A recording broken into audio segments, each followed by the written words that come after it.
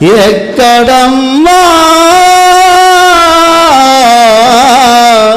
ఎక్కడమ్మా కృష్ణరాయుని బావుజాగ్ర బడా బ్రాహ్మణులు బాలచంద్రుని బ్రహ్మనాయుని ప్రాణవాయులు ఎక్కడమ్మా ఎక్కడమ్మా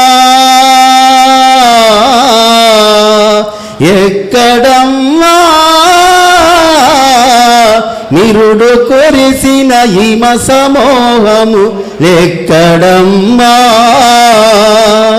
పసిడి రెక్కలు ఇసిరే కాలం పారిపోయిన జాడలేడా పసిడి రెక్కలు ఇసిరే కాలం పారిపోయిన జాడలేవి భగత్ సింగులు రామరాజులు వారు చూపిన శౌర్యమేది భగత్ సింగులు రామరాజులు వారు చూపిన శౌర్యమేది ఏవి తల్లి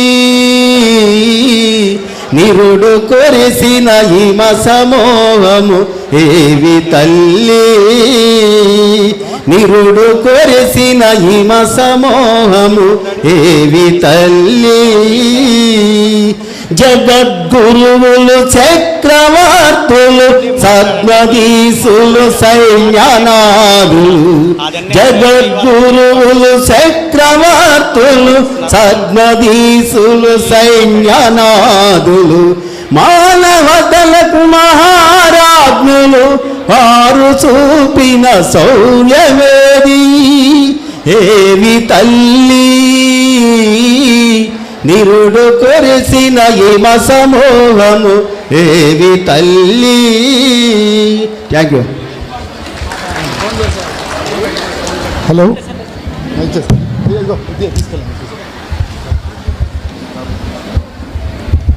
ఫ్రెండ్స్, సిసిఏ ప్రత్యామ్నాయ పౌర సమూహం సిటిజన్స్ కలెక్టివ్ ఫర్ ఆల్టర్నేటివ్ గత కొన్ని మాసాలుగా ఖమ్మం పట్టణంలో ఎన్నో కార్యక్రమాలను నిర్వహిస్తూ వస్తూ ఉంది. మన రాజ్యాంగానికి, రాజ్యాంగ సంస్థలకి, మన లౌకిక తత్వానికి ఏ విధానాలైతే మనం రాజ్యాంగంలో పొందుపరుచుకున్నామో స్వేచ్ఛ, సమానత్వం, సౌభ్రాతృత్వం వాటికి విఘాతం కలుగుతున్నటువంటి సమయంలో ప్రజలని చైతన్యవంతం చేయడం కోసం కొంతమంది కలిసి స్థాపించినటువంటి సంస్థే ఈ సిసిఏ. సిసిఏ గత కొన్ని మాసాలుగా చేసినటువంటి కార్యక్రమాల్లో మొదటిది మహాత్మా గాంధీ నివాళులు అర్పిస్తూ మహాత్మా గాంధీ వర్ధంతి రోజున ఖమ్మం గాంధీ చౌక్లో ఒక సభని ఏర్పాటు చేయటం జరిగింది. దాంతోపాటు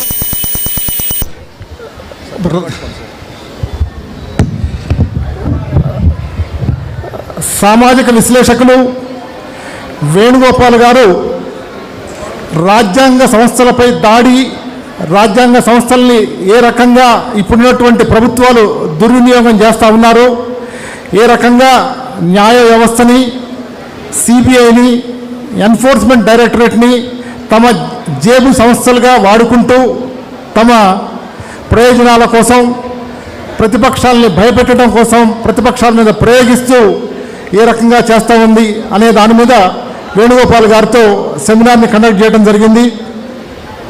దాంతోపాటు మన దేశంలో ఉన్నటువంటి సహజ వనరుల్ని ఏ రకంగా దోపిడీ చేస్తూ ఉన్నారు, సహజ వనరుల్ని కొందరు పెట్టుబడిదారులకే పెడతా ఉన్నారు అనే దాని మీద ప్రభుత్వ ఆర్థిక విధానాలు, ప్రజా సంపద ఏ రకంగా లూటీ అవుతుంది అనే దాని మీద డి పాపారావు గారు, హరగోపాల్ గారితో సమావేశాన్ని ఈ సిసిఏ నిర్వహించింది.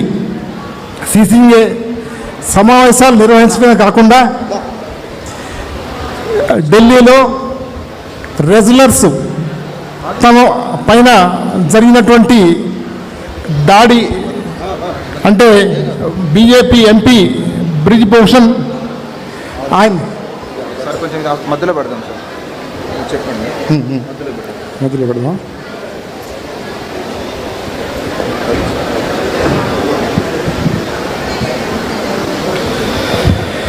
రెజ్లర్లు జంతర్ మంతర్ చేస్తున్నటువంటి ఆందోళనకి మద్దతుగా ఖమ్మంలో అంబేద్కర్ విగ్రహం వద్ద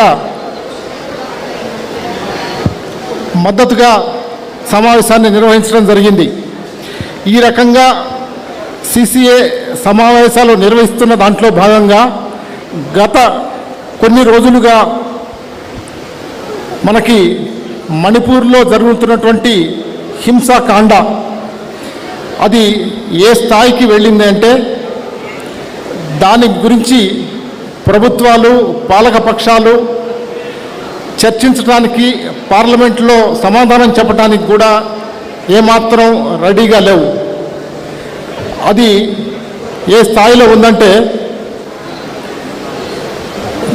ప్రధానమంత్రి దాని మీద మాట్లాడటం కోసం తమకి సొంతగా బలం లేదని తెలిసినప్పటికీ ప్రతిపక్షాలన్నీ కూడా అవిశ్వాస తీర్మానాన్ని ప్రవేశపెట్టాల్సినటువంటి పరిస్థితి వచ్చింది. తమకి బలం లేదు, అవిశ్వాసం వీగిపోతుందని తెలిసినప్పటికీ ఆ రకంగా ఆయన ప్రధానమంత్రి పార్లమెంట్లో ఈ మణిపూర్ మానవకాండ విషయంలో ఏమన్నా సమాధానం చెబుతారా, ఏమన్నా మాట్లాడతారా అనే ఉద్దేశంతో. కానీ అలాంటి పరిస్థితుల్లో కూడా ప్రధానమంత్రి గంటన్నర పైగా పార్లమెంట్లో మాట్లాడినా దాంట్లో 5 నిమిషాలు కూడా మణిపూర్ విషయాల మీద మాట్లాడలేదు. ఈ రకంగా జరుగుతున్నటువంటి పరిస్థితిలో ఖమ్మంలో మణిపూర్ మారణకాండ మీద మరియు ఉమ్మడి పౌర స్మృతి యూసీసీ యూనిఫామ్ సివిల్ కోడ్ కూడా బీజేపీ తమ లక్ష్యాల్లో 3 లక్ష్యాల్లో ముఖ్యమైనటువంటి 2 లక్ష్యాలని ఆల్రెడీ సాధించింది. వాళ్ళు అధికారంలోకి వచ్చిన వెంటనే రామ మందిరాన్ని నిర్మించాలనుకున్నారు. దానికి ఎన్ని ఆటంకాలు వచ్చినా దాన్ని అంటే న్యాయ వ్యవస్థని కూడా తమకి అనుకూలంగా మార్చుకొని న్యాయ వ్యవస్థలో ఉన్నటువంటి వాళ్ళని కూడా లోపరుచుకొని రామ మందిరానికి నిర్మించడానికి వాళ్ళకి అవకాశం వచ్చింది. దాని తర్వాత ఆర్టికల్ 370ని రద్దు చేశారు. దేశం మొత్తం గగ్గోలు పెడుతున్నా, అందరూ వ్యతిరేకిస్తున్నా ఆర్టికల్ 370ని రద్దు చేశారు. వాళ్ళ 3వ ఎజెండా యూసీసీ. అంటే వాళ్ళు చెప్పేది ఏంటంటే, ఇది ఆల్రెడీ రాజ్యాంగంలో రాజ్యాంగ ధర్మకర్తలు ఎవరైతే రాజ్యాంగాన్ని రచించిన వాళ్ళు ఉన్నారో వాళ్ళంతా దీన్ని కూడా ప్రపోజ్ చేశారని. కానీ వాళ్ళు ఏ పరిస్థితుల్లో చేశారు, ఏ రకంగా దాన్ని చేశారనే విషయాన్ని చెప్పడం లేదు. వీటి మీద మనకి మాట్లాడటం కోసం ఇప్పుడు మనకి వక్తలు వచ్చి ఉన్నారు. మొదలు డాక్టర్ గోపీనాథ్ గారిని వేదిక మీదకి రావాల్సిందిగా కోరుతున్నాం. డాక్టర్ గోపీనాథ్ గారు ప్రముఖ వైద్యులు. ఈ సిసిఏ ఏర్పాటు కావటంలో ఆయన ప్రముఖ పాత్ర వహించారు.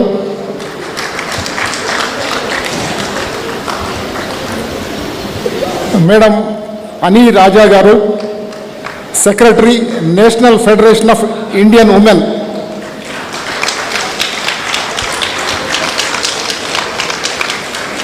మహిళా హక్కుల కోసం, మహిళా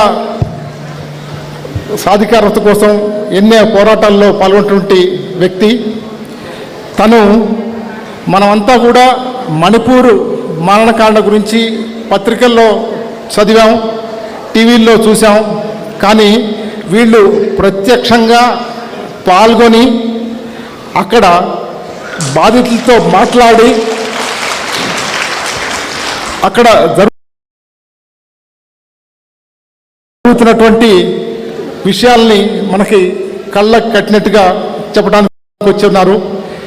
ఇంకొక విషయం ఏంటంటే, వీళ్ళు ఒకసారి అక్కడికి వెళ్ళిన తర్వాతనే అక్కడ ప్రభుత్వంలో కొంత కదలిక వచ్చింది.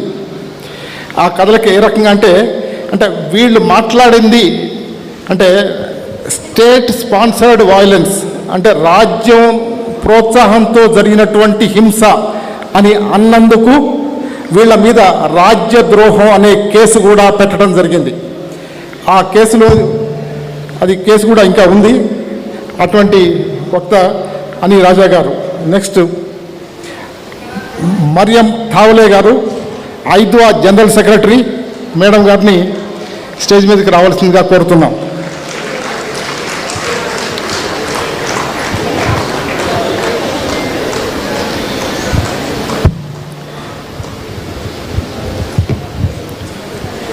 Next madam Kim khoa,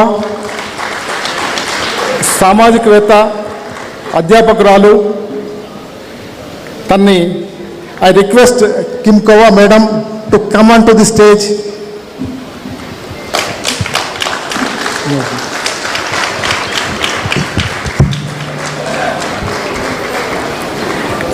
CCA కార్యకర్తల్లో ఉన్నటువంటి శేషగిరి గారు, అడ్వకేట్ శేషగిరి గారిని కూడా వేదిక మీదకి రావాల్సిందిగా కోరుతున్నాం.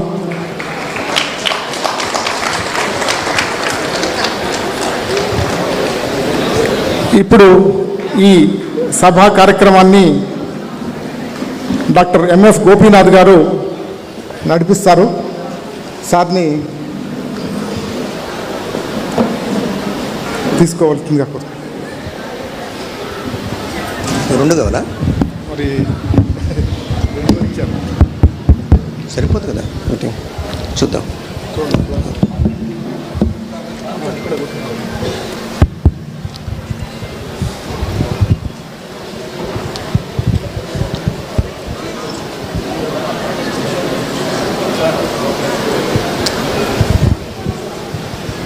ఈ సభకు వచ్చిన మీ అందరికీ కూడా ధన్యవాదాలు.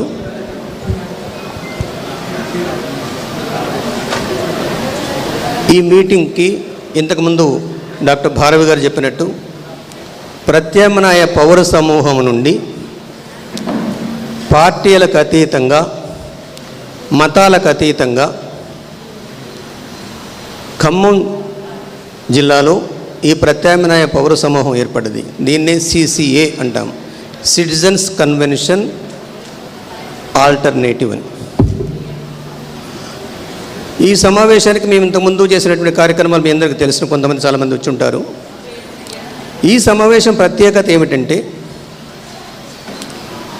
మణిపూర్ మంటలు మీరు ఏదైతే పేపర్లో చూశారో అదేవిధంగా కామన్ సివిల్ కోడ్, ఈ కామన్ సివిల్ కోడ్ కేవలం ఎన్నికల ముందే ఎందుకు వచ్చింది అనేటువంటి విషయాన్ని చెప్పటానికి చాలా పూర్తి కాలం ప్రజల కొరకు పనిచేస్తున్నటువంటి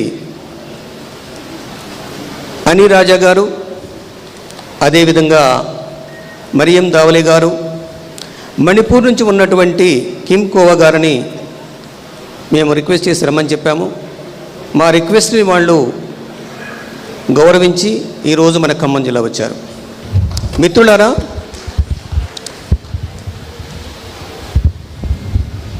ఈరోజు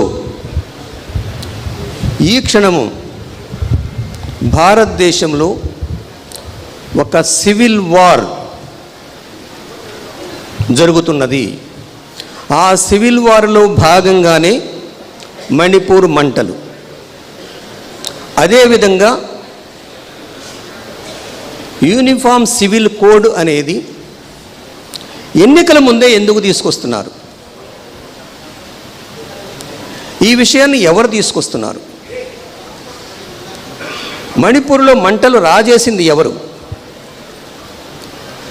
దాన్ని ఒక రెండు సమూహాల మధ్యన, రెండు తెగల మధ్యన తగాదాగా వక్రీకరించడానికి గల కారణం ఏమిటి?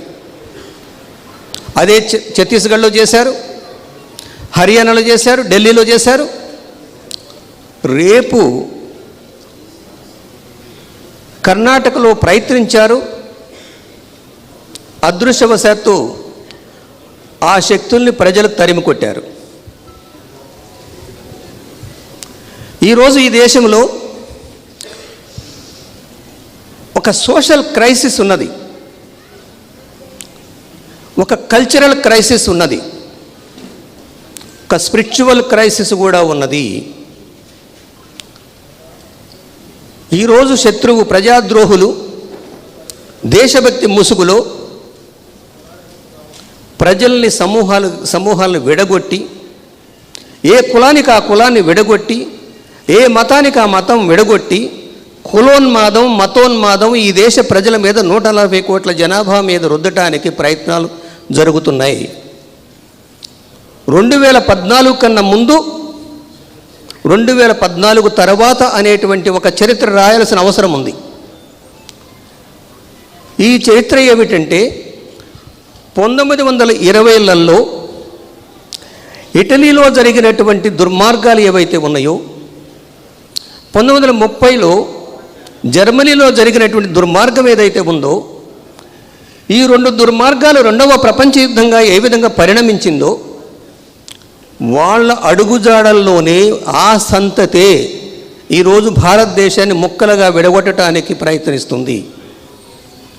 ఈశాన్య భారతాన్ని ఇప్పటికే సైన్యంతో నింపేసింది, కశ్మీర్ని విడగొట్టింది, ఢిల్లీలో ప్రభుత్వం యొక్క హక్కులను మొత్తం కూడా కాజేసింది. ఇదంతా ఎవరు చేస్తున్నారనే విషయం మీ అందరికీ స్పష్టమే. ఈ ఫ్యాసిస్ట్ ఫోర్సెస్ని, ఈ మతోన్మాదుల్ని, ఈ కులోన్మాదులని అరికట్టకపోతే భారతదేశం ముక్కచెక్కలయ్యేటువంటి ప్రమాదం ఉంది. ఇది మీరందరూ గమనించాల్సిన విషయం ఉంది. ఈరోజు ఈ శత్రుమూకలు మీ ఇంటి తలుపు దగ్గర కాచుకొని కూర్చున్నాయి. మేము దేశభక్తులు అనే ముసుగులో వీళ్ళు ఏదో వేషాలు వేస్తున్నారు. దేశభక్తి ముసుగులో అత్యాచారాలు చేస్తున్నారు.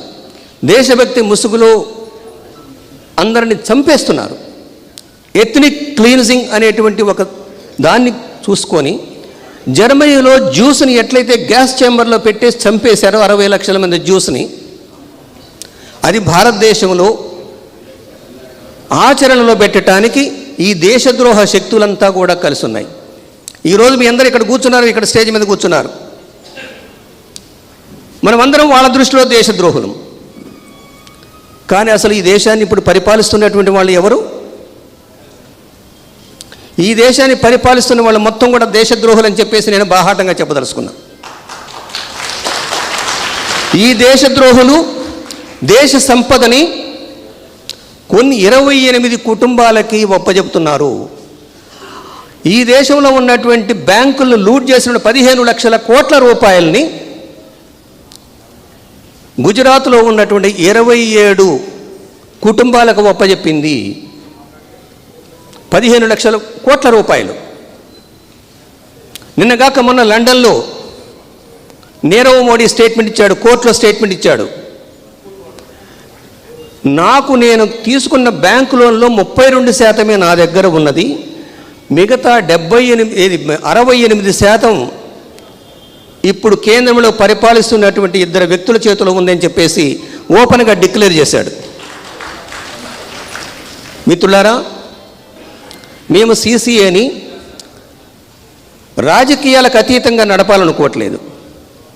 కులోన్మాదులకు వ్యతిరేకంగా, మతోన్మాదులకు వ్యతిరేకంగా దీన్ని నడపాలనుకుంటున్నాం. అంతే తప్ప మరియం దావలే గారు, అని రాజా గారు, కిమ్ కోవా వీళ్ళంతా ఇక్కడికి వచ్చారు అంటే ప్రజల మీద ప్రేమ ఉండబట్టే ఇక్కడికి వచ్చారు.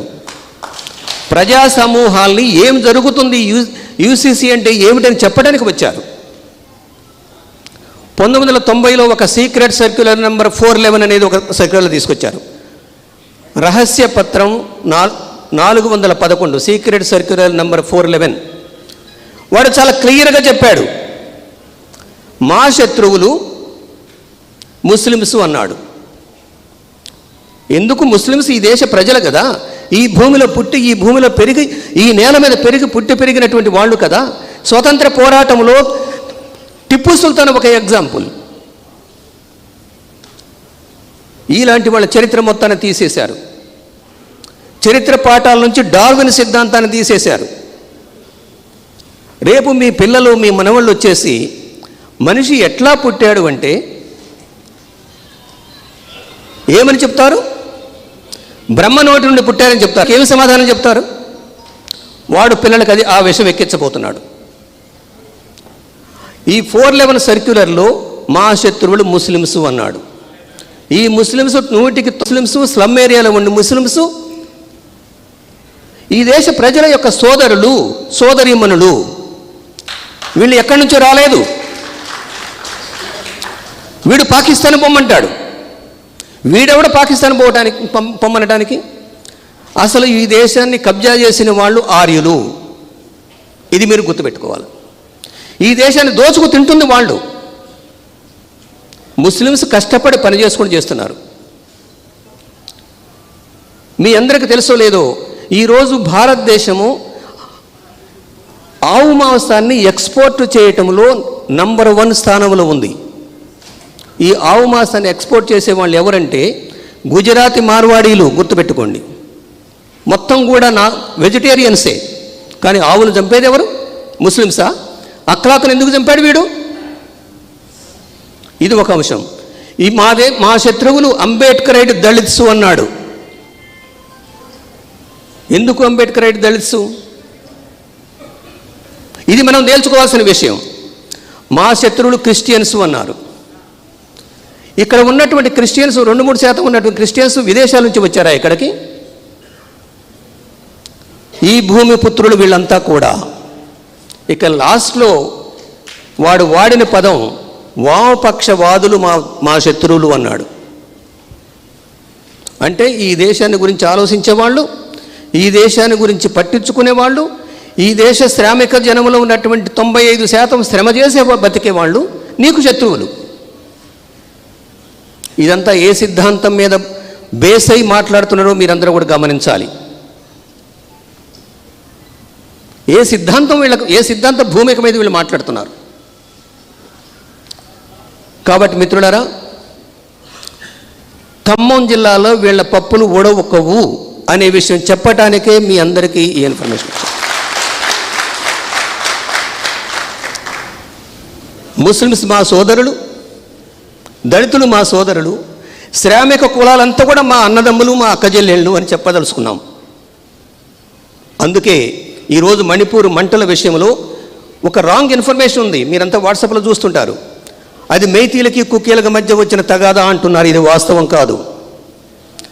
ఈ సంవత్సరం ఫిబ్రవరిలోనే మీరు ఎక్కడైనా ఆదివాసులు ఉన్న ప్రాంతాలు చూడండి. అది ఛత్తీస్గఢ్ కావచ్చు, జార్ఖండ్ కావచ్చు, కొంత భాగం బెంగాల్ కావచ్చు, కొంత భాగం మహారాష్ట్ర కావచ్చు, కొంత భాగం తెలంగాణ కావచ్చు.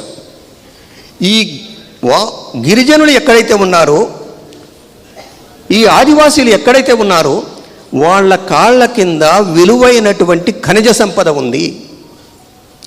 ఆ ఖనిజ సంపద ప్రపంచంలో ఎక్కడా లేనటువంటి విలువైన ఖనిజ సంపద ఈ గిరిజన ప్రాంతాల్లో ఉన్నది. అది ఈశాన్య భారతంలో ఉంది. కొండల కింద ఉన్నది. అక్కడ కుక్కీలు ఉన్నటువంటి కాళ్ళ కింద ఉన్నది.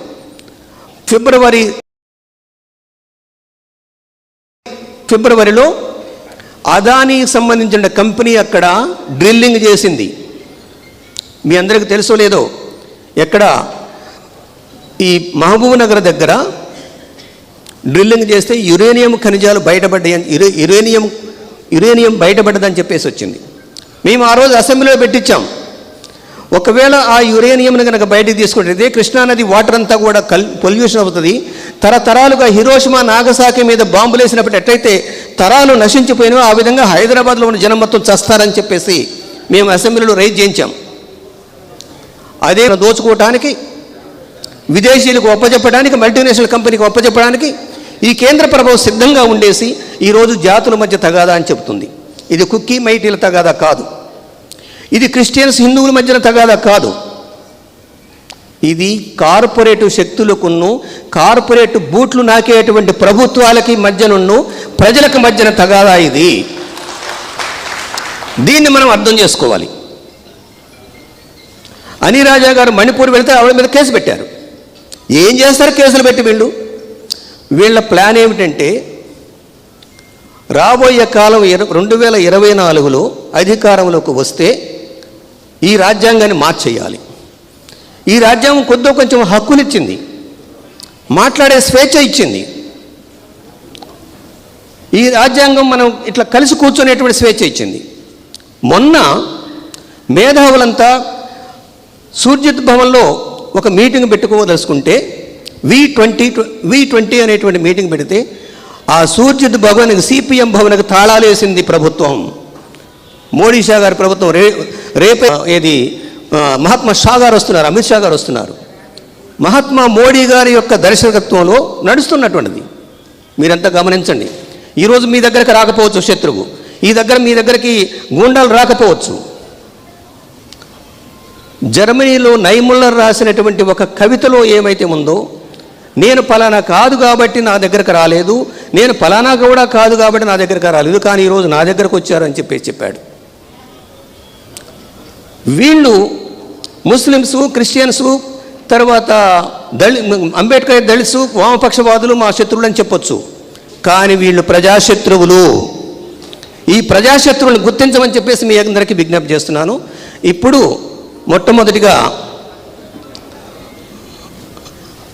మరియం దావలే గారిని మణిపూర్ విషయం మీద, అదేవిధంగా యూనిఫామ్ సివిల్ కోడ్ మీద మాట్లాడవలసిందిగా కోరుతున్నాం.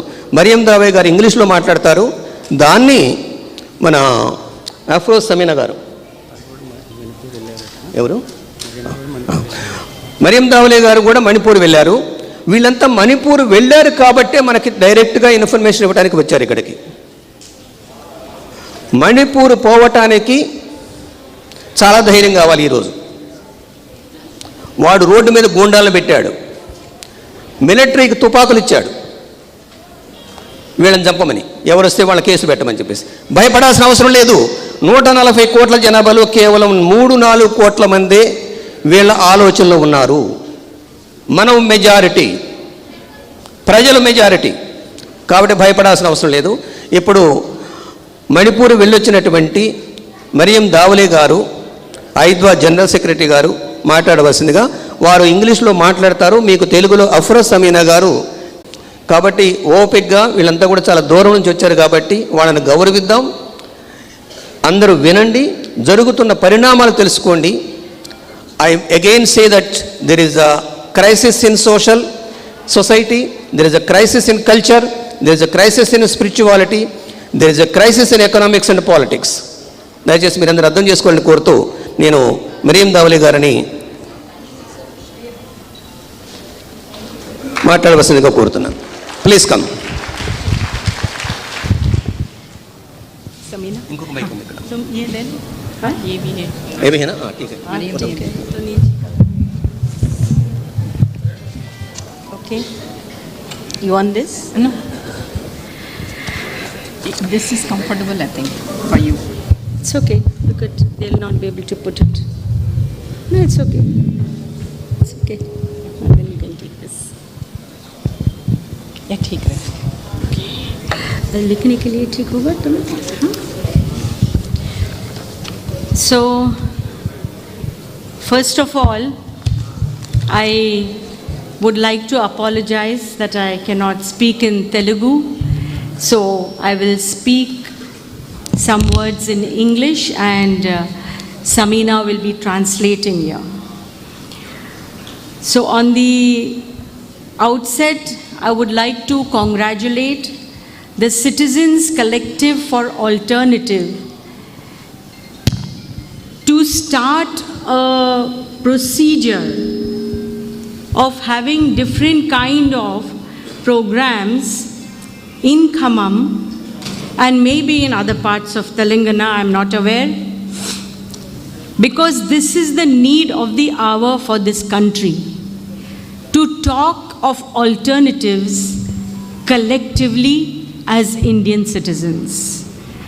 So on the dais, Dr. Gopinath of the Bharat Bachao Andolan, the National Council member, respected Dr. Ravindranath, Mr. Ravi Maruti, Dr. Baravi, my pronunciations may not all be very correct, Shri I.V. Ramana Rao, Kranti Srinivas Rao ji, Kaki Bhaskar ji, Bandaru Ramesh ji, Vijay ji, on the dais my dear friend Annie Raja, the leader of the NFIW, against whom a case has been lodged, my other friend Kim, present over here, respected doctors, lawyers, teachers, leaders of the women's movement, all my dear friends. Thank you very much for calling us here and giving us the opportunity to share our thoughts with you. हाँ ये तो समझ में आ गया ठीक है इनकी translation అవసరం లేదనుకుంటున్నాను So we are here to think about two things. One is the whole Manipur and what is happening in Manipur is disturbing each one of us as Indian citizens, because Manipur is a part of India. And also to try and understand this whole game of the BJP RSS government in trying to talk about or popularize or create some kind of an atmosphere for a uniform civil code. I have been told to speak on Manipur. Manipur is a small northeastern state in India, a very beautiful state, wonderful state. But today, none of the beauty, the greenery, the mountains, the rivers, the landscape, none of that brings within us feelings of joy and happiness. This is the situation that we experienced when we went to Manipur. The pain, the sorrow, the despair, the helplessness of the situation and of the people of Manipur can never be described in any amount of words by any kind of language. It is something. Just speak gap. I will. Surely. Thank you.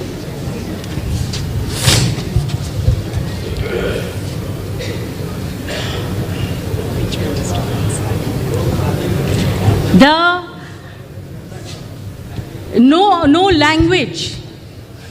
How can any language or word describe the pain that the people of Manipur are undergoing? It is for each of us to sense it, understand it, and feel it as our own pain. లంబా sentence ఈరోజు మణిపూర్కి సంబంధించి రెండు విషయాల్ని You are not using this.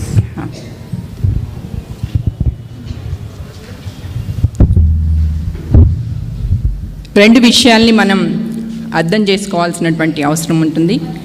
ముఖ్యంగా మణిపూర్ అన్నది ఈశాన్య రాష్ట్రం, చాలా అందమైనటువంటి పర్వత శ్రేణులు ఉన్నటువంటి ఈ రాష్ట్రం ఇప్పుడు అల్లకల్లోలంగా మారినటువంటి పరిస్థితి ఉన్నది. ఈ పరిస్థితికి కారణము ఈశాన్య రాష్ట్రమైనటువంటి మణిపూర్లో బీజేపీ ఆర్ఎస్ఎస్ వారి యొక్క ప్రమేయము, వారి యొక్క ఎజెండాతో మణిపూర్ రాష్ట్రంలో ముందుకు వెళ్తున్నటువంటి పరిస్థితి ఉన్నది. What is the role of governments anywhere in the world? What is a government supposed to do when the people are in trouble? It's a simple question and it requires a simple answer. The government's duty, accountability is that it reaches out to the people in trouble. In Manipur, the Biren Singh BJP government totally has failed, and not only failed, it is culpable in what is happening in Manipur. ఏదైనా ప్రభుత్వం యొక్క పాత్ర ఏముంటుంది? ప్రభుత్వం యొక్క పాత్ర ప్రజలకు accountability ఉంటుంది. అంటే ప్రజల కోసం పనిచేయాల్సినటువంటి అవసరం ఉంటుంది.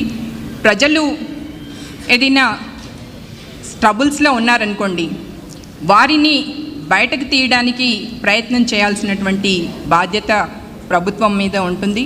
కానీ ఇక్కడ మాత్రం మణిపూర్లో మాత్రం టోటల్గా ప్రభుత్వ వ్యవస్థ అన్నది ఫెయిల్ అయినటువంటి పరిస్థితిని మనం చూస్తున్నాము. We went through the roads in Manipur. It was so clear that the divide that is there, it's not of the people's making, the divide. The divide has been manufactured, and we do not know how long it is going to take for this wound to heal. Deep pain.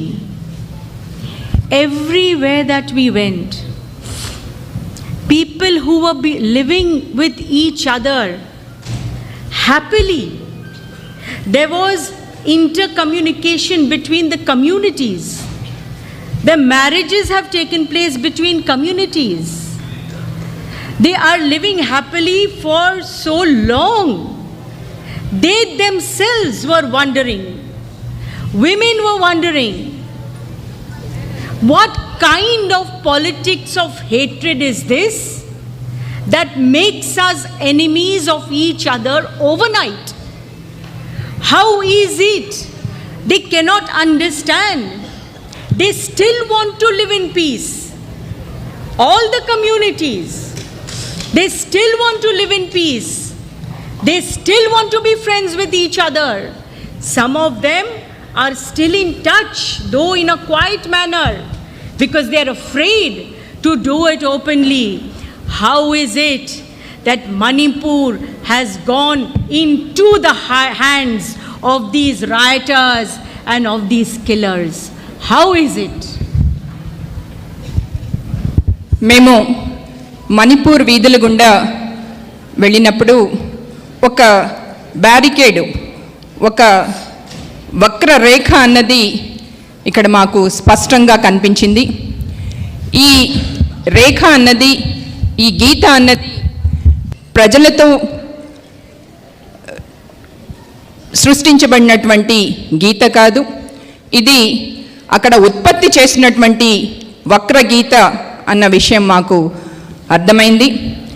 ఆ సుందర మణిపూర్ రాష్ట్రంలో ఈ యొక్క పుండు ఏదైతే ఉందో, ఈ గాయం ఏదైతే ఉందో, ఆ గాయం నుండి తేరుకోవడానికి ఎన్ని సంవత్సరాలు ఎప్పుడు పడుతుందో, ఎంత సమయం పడుతుందో అన్నది మనం ఊహించలేనిది. చాలా బాధలో ఉన్నారు అక్కడ ఉన్నటువంటి ప్రజలు. అక్కడ ఉన్నటువంటి ప్రజలు ఇన్ని సంవత్సరాలుగా ఎప్పుడూ కూడా ఇటువంటి పరిస్థితిని ఎదుర్కోలేదు. వివిధ కమ్యూనిటీల మధ్య చాలా సఖ్యత అన్నది ఉంటూ ఉండేది. ఆ కమ్యూనిటీల మధ్య పెళ్లి వివాహాలు కూడా జరుగుతూ ఉండేవి. కానీ ఈ బీజేపీ ప్రభుత్వం వచ్చిన తర్వాత ఈ యొక్క కమ్యూనిటీస్ మధ్య ఒక రకమైనటువంటి శత్రుత్వాన్ని రాత్రికి రాత్రే పెంపొందించినటువంటి పరిస్థితి అక్కడ మణిపూర్లో కనిపించింది. అదేవిధంగా వాళ్ళు ఇప్పుడు కూడాను అక్కడ మేము వెళ్ళినప్పుడు వాళ్ళతో కలిసి మాట్లాడినప్పుడు మాకు అర్థమైంది ఏంటంటే ఇప్పుడు కూడా ఆ రెండు కమ్యూనిటీస్ ఏవైతే ఉన్నాయో వారు సఖ్యంగా ఉండడానికి ముందుకొస్తున్నారు. కానీ ఈ పాలకులు మాత్రం ఆ సఖ్యతను విడదీయడానికి ప్రయత్నం చేస్తున్నటువంటి పరిస్థితి ఉన్నది. Who is paying the price for this narrow identity politics and the politics of hatred? Who is paying the price? Nearly 5,000 villages and colonies burnt to ashes. More than 60,000 people in 350 relief camps. No human facility available in relief camps. 3 months. Just picturize yourself, each one of us sitting here. What would I do if I had to live in a relief camp, having lost my house, not knowing what is the situation of my house? I don't know. I don't know when I will ever be able to go back. Do I have a place called home any longer? The women were deeply distressed. Everything of theirs was burnt. So many of their family members, they have no idea, some of them, where they are, whether they are alive or dead. They don't know. Can any human being live like that? 3 months they have been eating only dal and rice. There are old people, there are children, there are pregnant women with no medical facilities. This kind of situation is there in Manipur. Even now people are in relief camps. They are saying, what did the women tell us? Women said, we have been robbed of our dignity. We are humiliated. We are embarrassed. Men, women, young, old, we are all sitting together, sleeping together. I have no privacy when I have to change my clothes. It is the rainy season. There is muck all around. The toilets, makeshift toilets, are outside. Women face a lot of physical problems every month. How is she to go to the toilet? Pregnant women in the middle of the night. Can you understand what kind of a situation people are in?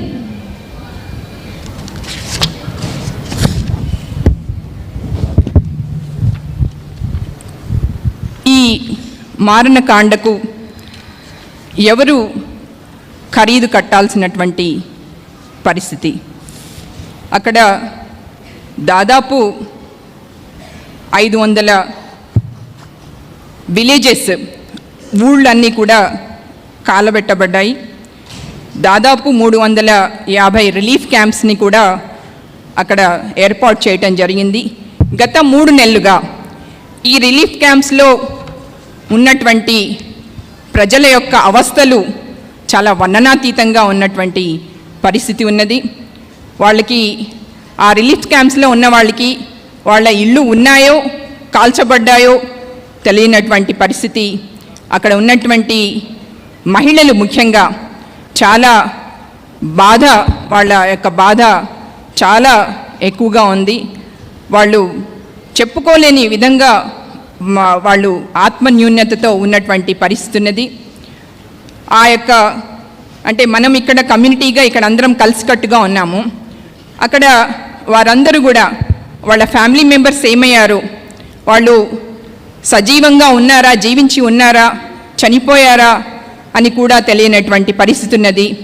గత 3 నెలలుగా ఆ relief క్యాంప్స్లో ఒక rice, పప్పు, అన్నంతోనే వాళ్ళు జీవిస్తున్నటువంటి పరిస్థితి ఉన్నది. ఆ relief క్యాంప్స్లో అంటే కిక్కిరిసినటువంటి ఆ రిలీఫ్ క్యాంప్స్లో ఓల్డ్ ఏజ్ పీపుల్, అలాగే పిల్లలు, అలాగే ప్రెగ్నెంట్ విమెన్ అంటే గర్భంతో ఉన్నటువంటి గర్భస్థ మహిళలు చాలా దారుణమైనటువంటి పరిస్థితిలో ఉన్నటువంటి విషయాన్ని మేము అర్థం చేసుకున్నాము. అదేవిధంగా అక్కడ ఉన్నటువంటి ఆ రిలీఫ్ క్యాంప్స్లో వారికి అంటే విమెన్కి ప్రతి నెల కూడాను ప్రత్యేకమైనటువంటి పరిస్థితి ఉంటుంది. వాళ్ళకి బట్టలు మార్చుకోవడానికి కూడాను వేరే ప్రత్యామ్నాయం లేనటువంటి పరిస్థితి ఉన్నది. అందులోనే వాళ్ళు నివసించాల్సినటువంటి పరిస్థితి ఉన్నది. అదేవిధంగా మహిళలు, స్త్రీలు, యువతీ యువకులు, అదేవిధంగా వృద్ధాపంలో ఉన్నటువంటి వారు వీరందరూ కూడాను ఆ రైనీ సీజన్లో ఆ వర్షాకాలంలో చాలా నానా బాధలు పడుతూ జీవిస్తున్నటువంటి పరిస్థితి ఉన్నది. ముఖ్యంగా మహిళల యొక్క పరిస్థితి చాలా దారుణంగా ఉన్నటువంటి విషయాన్ని మేము అక్కడ వెళ్ళి కళ్ళారా చూసామన్న విషయాన్ని చెప్పడం జరిగింది. The common people who are not in relief camps, they are also affected. There are no jobs, no income, and no food. We met hundreds of people in Imphal also, in Churachandpur, in Kankopi, Bishnupur, many other places. Many told us we are eating only once a day. Why? It's because there is no money, no earnings, and no food is being supplied by the public distribution system. The ration shops are not running, not giving food grains. The central government, the Modi government, has not sent any grains to Manipur. The chief minister has not thought it fit to see to it that people at least get rice to eat and dal to eat. No. We met the governor, we met the district collectors.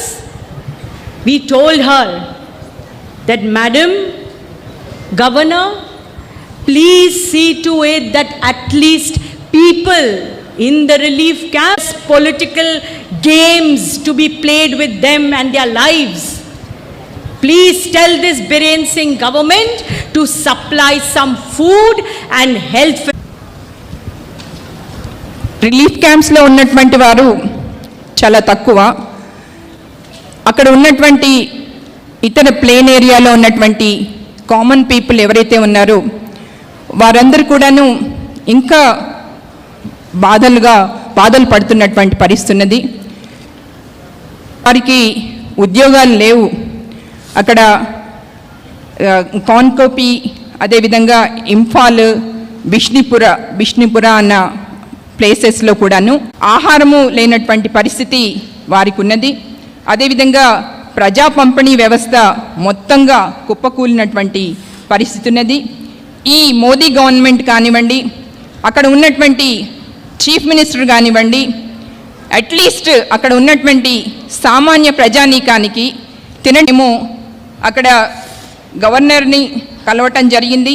అదేవిధంగా district కలెక్టర్స్ని కూడా కలవటం జరిగింది. వారిని అక్కడ ఉన్నటువంటి relief క్యాంప్స్లో ఉన్నటువంటి వారి వేరుగా ఉన్నా ఇక్కడ మామూలు ప్రజానీకం ఎవరైతే ఉన్నారో వాళ్ళు తిండి గింజలు లేక అల్లాడుతున్నటువంటి పరిస్థితిలో ఉన్న వారిని ఒక మామూలు మానవతావాదంతో వాళ్ళని ఒక హ్యూమన్ బీయింగ్స్గా అన్న వారిని ట్రీట్ చేయండి, వాళ్ళని పరిగణించండి, వారి బీరేన్ సింగ్ ప్రభుత్వాన్ని విన్నవించుకోవటం అన్నది కూడా జరిగింది. The CBI is inquiring into 11 cases of sexual violence. We met 8 to 9 of those victims. It's not easy for me to tell you how painful it was to meet them. Every woman in this country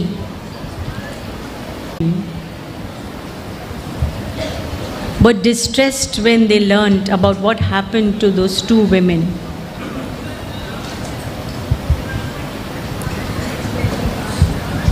That girl could not speak about her pain. We didn't expect her to when we met her. But even in her situation of trauma,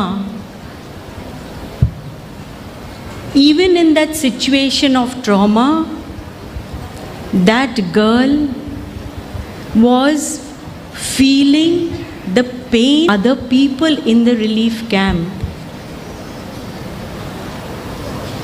It was the police who handed her over to the mob. How betrayed can you feel? The person you expect to protect you has handed you over to the mobs. Her 16 or 17-year-old brother. Why am I telling you this? So that we as Indian citizens get shocked out of our stupor. Realize that this country is going down the drain. And if lakhs and crores of citizens today do not come, her 17-year-old brother went and clung her to try and save her, drew him away from her hands and beat him to death in front of her eyes. Her father went to save her. They killed her father in front of her eyes. And when she somehow reached the relief camp, she heard what happened to her. She did not tell what happened to her to anybody in the relief camp for so many, because she said, my mother was already suffering the trauma of having lost her young son. If I had told her what happened to me, my mother would have died. So she kept quiet. She suffered and she kept quiet. It was when that video came, when people started talking about it, that is when this whole thing came about. Then she was brought to safety. She's been kept separately. She's not along with everybody. The older woman, what did she tell us? She said, please tell everybody, don't want this thing, what happened to us, to happen to any woman in the country. Please raise our voice for us. Help us. What did the mother of the younger one tell us? She said, I have a very simple demand, madam. Please help us with that demand. Very simple demand.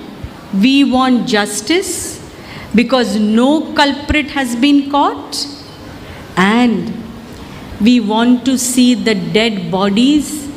I want to see the dead body of my son and my husband, whom I have not seen for 3 months and is lying in the morgue in Fall. I want to see their dead bodies and give them a decent burial. Can you feel her pain? Can you feel her pain?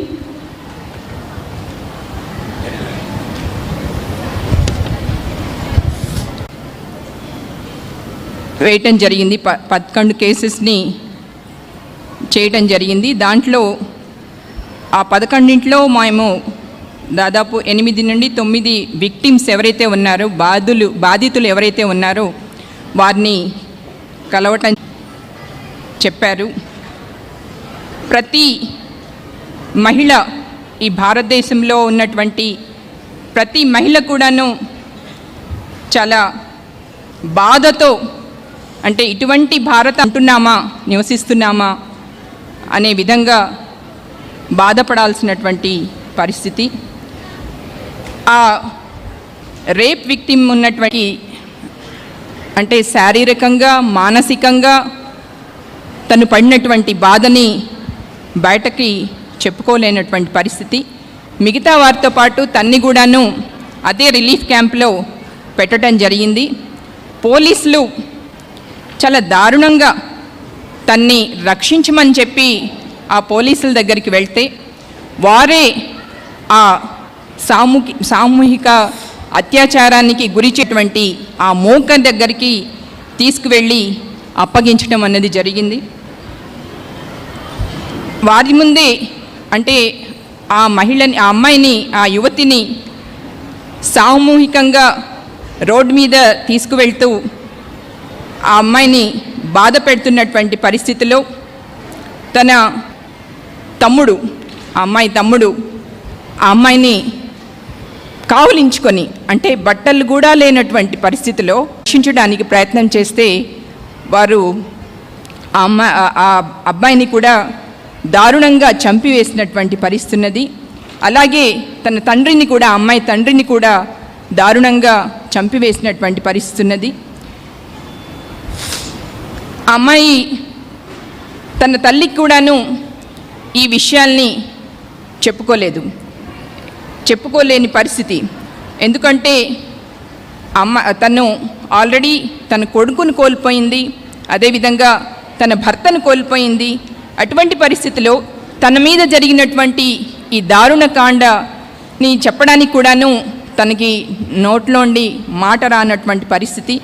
తను మొత్తంగా తనకు తానుగా ఈ బాధనన్నింటినీ కూడాను పళ్ళ విగున భరించినటువంటి, దాని తర్వాత ఆ వీడియో ఏదైతే బయటికి వచ్చిందో, వీడియో బయటికి వచ్చిన తర్వాత నివసిస్తున్నటువంటి మహిళలందరూ కూడాను సిగ్గుతో తల వంచుకునే పరిస్థితిని తీసుకొచ్చింది ఈ బీజేపీ గవర్నమెంట్.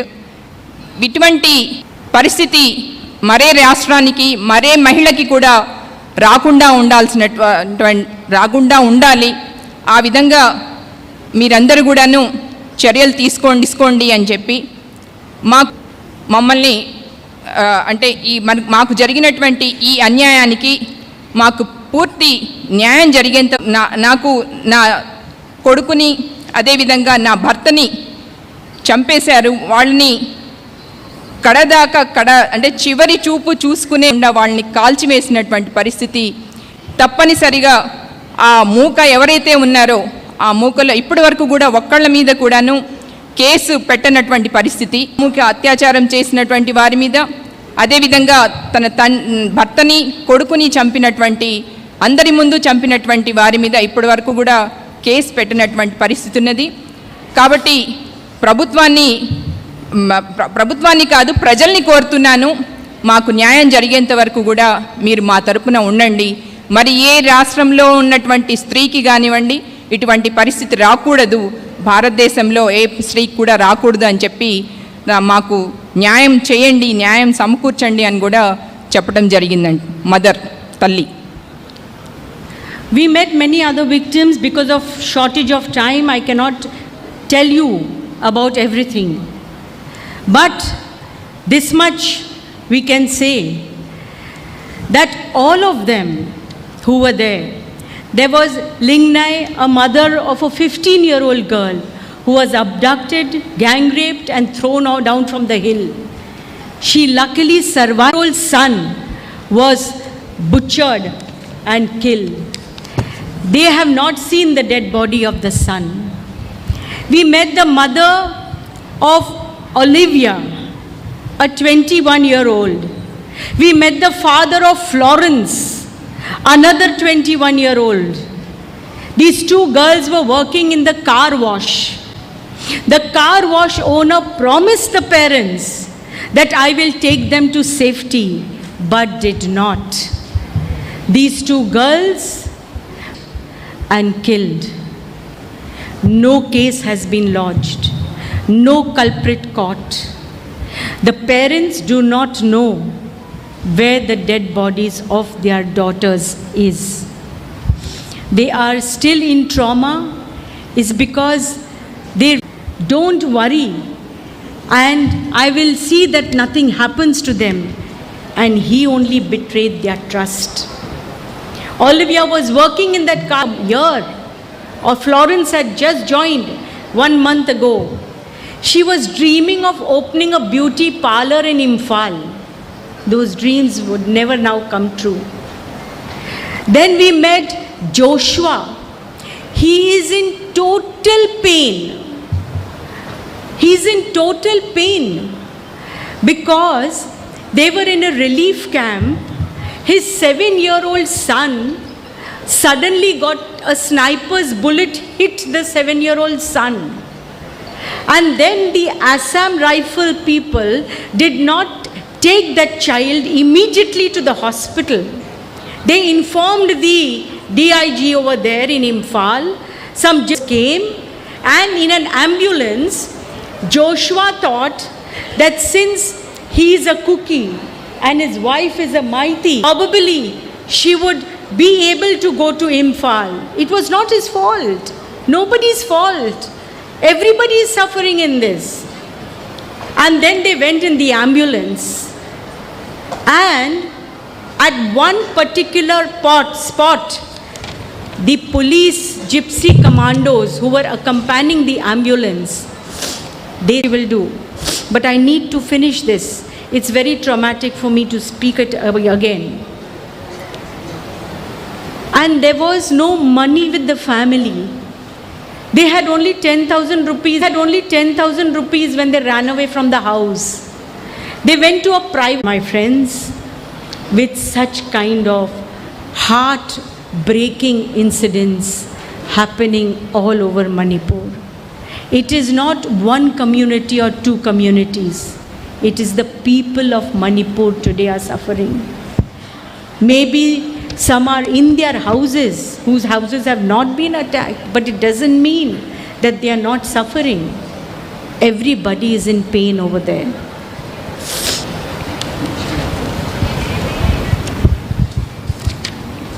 సమయాభావం వలన ఇంకా అనేక సంఘటనలు ఉన్నాయి, యథార్థ గాథలు ఉన్నాయి. అక్కడ మేము చూసినటువంటి, కళ్ళారా చూసినటువంటి అనేక విషయాలు ఉన్నాయి. ఒక 15 సంవత్సరాల బాలికని చాలా దారుణంగా రేప్ చేసి ఆ అమ్మాయిని చంపివేసినటువంటి పరిస్థితి ఉన్నది. అదేవిధంగా ఒలివియా అలాగే చేస్తున్నటువంటి ఒక కార్ఖానాలో అక్కడ పనిచేస్తున్నారు. వారిని కాపాడమని చెప్పి కార్ వాష్ ఓనర్ని చాలాసార్లు విన్నవించుకున్నారు. వారి మీకు రక్షణగా ఉంటాను, మిమ్మల్ని రక్షిస్తానని చెప్పి వారిని రక్షించినటువంటి పరిస్థితి. ఆ ఫ్లారెన్స్ అనే అమ్మాయి బ్యూటీ పార్లర్ ఓపెన్ చేసుకొని సుఖంగా జీవితాన్ని కొనసాగించాలని చెప్పి తన ఆశలన్నీ కూడాను అడియాసలైనటువంటి పరిస్థితి. అదేవిధంగా జోషువా అనే ఒక కుకీ మహిళ మైతి పురుషుణ్ణి వివాహం చేస్తారు. చాలా సంతోషంగా ఉన్నారు. వారి యొక్క 7 సంవత్సరాల బాబు అక్కడ ఉన్నటువంటి వారి యొక్క బుల్లెట్ గాయానికి ఆయన బాలుడు గాయపడ్డాడు. ఆ బాలుడిని హాస్పిటల్కి తీసుకువెళ్ళి రక్షిస్తే తప్పనిసరిగా బతికి బయటపడేవారు. కానీ వాళ్ళని ఎన్నిసార్లు వేడుకున్నా సరే ఆ బాలుని తన మానాన తాను ఉండటం వలన ఆ 7 సంవత్సరాల బాలుడు చనిపోయినటువంటి పరిస్థితి ఉన్నది. అంబులెన్స్లో ఇంకొక వెళ్ళటానికి అదేవిధంగా అంబులెన్స్లో తీసుకువెళ్తుంటే ఆ బాలుని యొక్క తల్లిని వంటి వారిని కూడా, అంటే మొత్తం అంబులెన్స్నే అక్కడ దారుణంగా పెట్రోల్ పోల్సి కాల్చినటువంటి పరిస్థితి ఉన్నది. అదేవిధంగా ఆ రిలీఫ్ క్యాంప్లో కూడాను ఒక బేబీ బాయ్ జన్మించాడు. వారికి ఓ 10,000 రూపాయలు వారి దగ్గర ఉంటే వారు ఆ డబ్బును తీసుకొని అక్కడ రిలీఫ్ క్యాంప్కి వచ్చారు. కానీ ఆ అమ్మాయి, ఆ మహిళ ప్రైవేట్ హాస్పిటల్లో 15,000 అడిగి పన్నంటి మగబిడ్డకి జన్మనిచ్చింది. కానీ ఓవర్ బ్లీడింగ్ వలన ఆ 24 సంవత్సరాల మదర్ తల్లి ఏదైతే ఉందో చాలా ఓవర్ బ్లీడింగ్ వలన సరి అయినటువంటి అక్కడ డాక్టర్స్ కూడా లేనటువంటి పరిస్థితి. ఆ పరిస్థితిలో తన ప్రాణాలని కోల్పోయినటువంటి పరిస్థితి ఉన్నది. ఆ యొక్క ప్రజల యొక్క అక్కడ నివసిస్తున్నటువంటి మణిపూర్లో నివసిస్తున్నటువంటి ప్రజల యొక్క వర్ణనాతీతంగా ఉన్నటువంటి పరిస్థితిని మేము చూసాము. మొత్తం ప్రజానీకం కూడా అందరూ కూడాను చెప్పుకోలేని బాధల్లో ఉన్నారు. మొత్తం ప్రజానీకం ఎవ్వరు కూడా సంతోషంగా ఉన్నటువంటి బాధలు చెప్పుకోలేనటువంటి విధంగా ఉన్నాయి. Finished. So, this is a small picture of what we have seen, felt, understood of what is happening in the state. The seriousness of it, the severity of it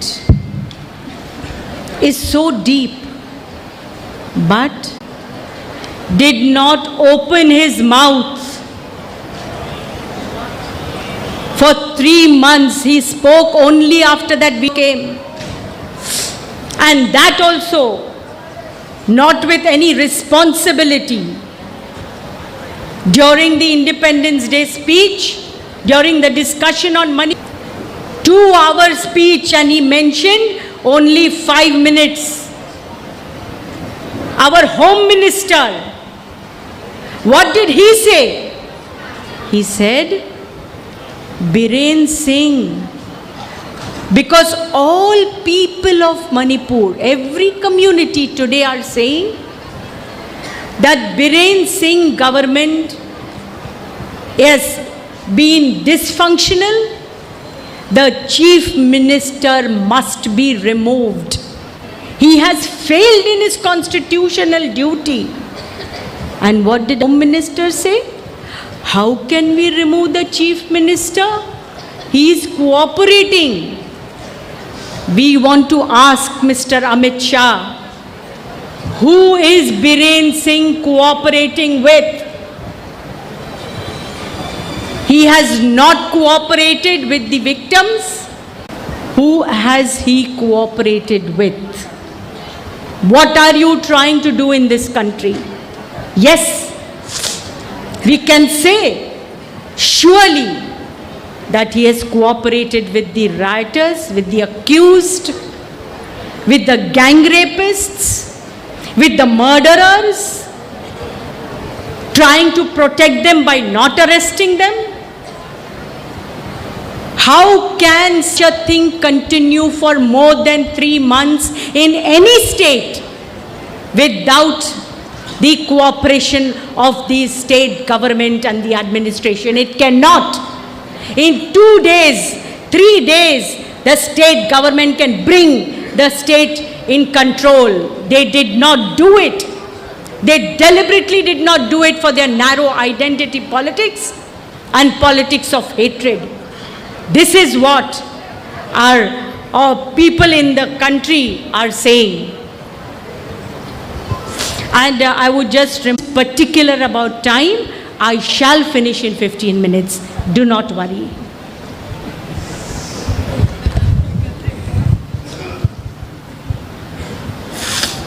మేము అక్కడ అనుభవించాము. వారి యొక్క బాధలు ఎట్లా ఉన్నాయో మేము కూడా వారితో పాటు మేము అర్థం చేసుకున్నాము వారి యొక్క బాధల్ని. మొత్తం అక్కడ ఏం జరుగుతుంది, గత 3 నెలలుగా అక్కడ జరుగుతున్నటువంటి దారుణ కాండ బయటికి రానటువంటి పరిస్థితి. ప్రధానమంత్రి గారు ఒక్కసారి కూడా మణిపూర్కి సంబంధించి మాట్లాడినటువంటి పరిస్థితి. గత 15th మన స్వాతంత్ర దినోత్సవం రోజున మణిపూర్కి సంబంధించి ఒక 5 నిమిషాలు కూడా మాట్లాడినటువంటి పరిస్థితి. అలాగే మన హోమ్ మినిస్టర్ గారు అమిత్ షా గారు బీరేన్ సింగ్ ప్రభుత్వము చాలా బాగా కోఆపరేట్ చేస్తుంది అని చెప్పి కితాబునిచ్చినటువంటి పరిస్థితి. బీరేన్ సింగ్ ప్రభుత్వం ఎవరికి కోఆపరేట్ చేస్తుంది, ఎవరిని కోఆపరేట్ చేస్తుంది? హోమ్ మినిస్టర్ గారు ప్రజల్ని కాపాడటంలో, మొత్తం వ్యవస్థని కుప్పకూల్చటంలో ప్రధాన నెత్తిన పెట్టుకొని మాట్లాడినటువంటి పరిస్థితిని మనం చూసాము. ఇటువంటి ముఖ్యమంత్రిని ఇమ్మీడియట్గా పదవి నుండి తప్పించాల్సినటువంటి అవసరం ఉన్నది అని ప్రజలంతా కూడాను ఏకకంఠంతో అడిగినా మేము ఎలా తప్పించగలము అని చెప్పి అమిత్ షా ప్రభుత్వానికి, అంటే కేంద్రంలో ఉన్నటువంటి ప్రభుత్వానికి అనుకూలంగా ఇక్కడ బీరేన్ సింగ్ ప్రభుత్వం విషాన్ని విరజిమ్ముతూ అక్కడ పరిపాలన కొనసాగిస్తున్నటువంటి బీజేపీ ప్రభుత్వానికి మనం తప్పనిసరిగా ఒక ఉపాయం, అంటే వాటిని తప్పించడానికి తప్పనిసరిగా ప్రయత్నించాల్సినటువంటి అవసరం ఉన్నది. ఈ ప్రభుత్వము, అక్కడ ఉన్నటువంటి ప్రభుత్వము గ్యాంగ్ రేపర్స్కి మద్దతునిస్తూ, మర్డరర్స్కి మద్దతునిస్తూ ఉన్నటువంటి పరిస్థితి ఉన్నది. అక్కడ ఐడెంటిటీ పాలిటిక్స్ని ప్లే చేస్తూ తన రాజకీయ కుతంత్రంలో భాగంగా అక్కడ ప్రజల్లో హేట్ పాలిటిక్స్ని ప్రేరేపిస్తూ పనిచేస్తున్నటువంటి ఈ యొక్క బీజేపీ ప్రభుత్వాలకి కేంద్రంలో కానివ్వండి, రాష్ట్రంలో కానివ్వండి, వ్యతిరేకంగా పోరాడాల్సినటువంటి పరిస్థితి దేశవ్యాప్తంగా ఉన్నటువంటి ప్రజలకి ఉన్నదన్న విషయాన్ని మీకు తెలియజేస్తున్నాను. And the Chief Minister on the 15th August speech, Biren Singh, in Manipur, everybody, victims, everybody, I am telling you, forgive and forget. Minister, you are telling the women who have been gang raped, forgive and forget? You are asking the people whose children have been murdered, forgive and forget? That means you are telling the accused, don't worry, we are with you. And why not? Biren Singh is a BJP chief minister. 15th August 20 in Delhi, Narendra Modi, Amit Shah and their government in Gujarat released mass murderers of Bilkis Bano. So everywhere they have been supporting the accused, and that is why violence also has increased tremendously in our country. అంటే forgive and forget అంటే జరిగిన దాన్ని మర్చిపోండి, అలాగే జరిగిన విషయాల్ని వదండి అని చెప్పి మనం అనుకుంటాం కదా, చెప్తాం కదా. అలాగే మీరు మర్చిపోండి, అలాగే వదిలేయండి అని ఎంతోమంది మహిళలు గ్యాంగ్ రేప్ కావించబడ్డారు, చంపబడ్డారు. ఎంతోమంది తల్లులు తమ బిడ్డల్ని కోల్పోయారు. అటువంటి మహిళల్ని మీరు మర్చిపోండి, వాళ్ళని క్షమాభిక్ష పెట్టండి, వదిలేయండి అని చాలా బాధ్యతారాహిత్యంగా ఒక సీఎం మాట్లాడటం అన్నది, చీఫ్ మినిస్టర్ మాట్లాడటం అన్నది, ముఖ్యమంత్రి మాట్లాడటం అన్నది చాలా షేమ్లెస్, అంటే వాడికి జరిగింది. అదేవిధంగా ఈ యొక్క చీఫ్ మినిస్టర్ గారికి సపోర్ట్గా ఉన్నటువంటి అమిత్ షా, అదే మన ప్రధానమంత్రి మోదీ గారు ఢిల్లీలో పిలుచుకొని అక్కడ వీరితో మంతనాలు చేసినటువంటి పరిస్థితి కూడా ఉన్నది. ఈ యొక్క ప్రధానమంత్రి గారు వారి 15th ఆగస్ట్ స్పీచ్లో మాట్లాడే ముందే, మహిళల గురించి మాట్లాడే ముందే, గుజరాత్లో మారణ హోమంలో 11 మంది మర్డరర్స్ ఎవరైతే ఉన్నారో, రేపిస్టులు ఎవరైతే ఉన్నారో వారిని జైలు నుండి విడుదల చేయించారు, కులుగా చేసినటువంటి పరిస్థితి ఉన్నది. ఇటువంటి మంత్రాంగాలు, అంటే కుట్రపూరిత, నేరపూరిత రాజకీయాలు చేస్తున్నటువంటి So the people of Manipur have sent out a message, help us.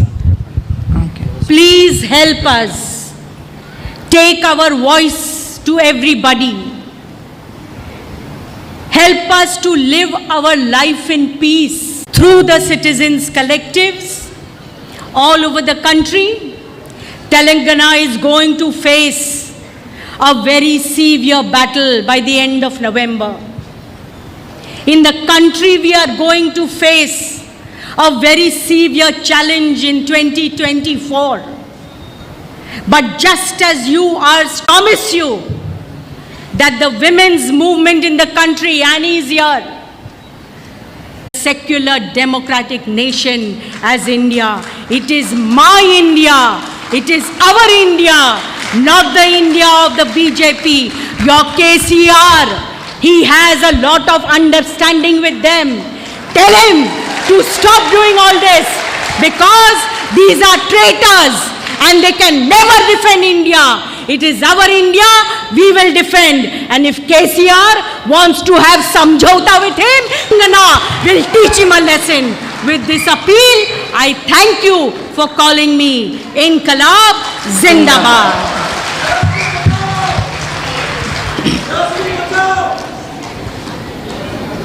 Manipur ప్రజలు బాధాతృప్త ఉదయాలతో మా యొక్క బాధల్ని మొత్తం ప్రజలకు, దేశవ్యాప్తంగా ఉన్నటువంటి ప్రజలకు చెప్పండి, తెలియజేయండి, మాకు మద్దతుగా నిలవమని చెప్పండి అని అక్కడి మహిళలు చెప్పడం జరిగింది. మహిళలే కాదు, పురుషులు కూడాను. మొత్తం దేశవ్యాప్తంగా జరుగుతున్నటువంటి మారణ హోమాలు, హింస, మతతత్వ రాజకీయాలకు అందరం కలిసికట్టుగా పోరాటం చేయాల్సినటువంటి అవసరం ఉన్నది. రేపు రాబోయే నవంబర్ నెలలో, అంటే ఎలక్షన్స్ రాబోతున్నాయి, దానిలో కూడాను గట్టిగా ప్రజా పోరాటాన్ని ప్రజల్లోకి తీసుకెళ్లాల్సినటువంటి అవసరం ఉన్నది. ఈ బీజేపీ ప్రభుత్వము, ఈ ఆర్ఎస్ఎస్ ప్రభుత్వము ఈ అంబానీ, అదానీలకు అన్నం చేయాలి. ముఖ్యంగా బీజేపీ ప్రభుత్వం యొక్క నినాదము అమ్మడము, ప్రజల్ని విభజించటం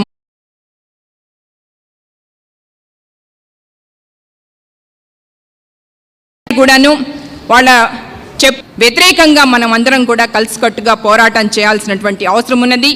ఈ భారతదేశం మనది, ఈ భారతదేశం పౌరులది. మన పౌరులందరూ కూడా కలిసికట్టుగా ఏ విధంగా అయితే ఈ యొక్క పౌర సమూహము, ప్రత్యామ్నాయ పౌర సమూహము అందరినీ కలిసికట్టుగా తీసుకొని ముందుకు వెళ్తున్నదో, ఆ విధంగా భారతదేశ ప్రజలందరూ కూడాను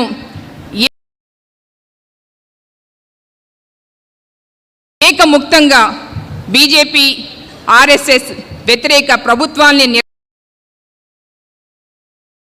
ఇంక్విలాబ్ జిందాబాద్ అని చెప్పి తను స్పీచ్ని ముగించడం జరిగింది. Thank you. Thank you.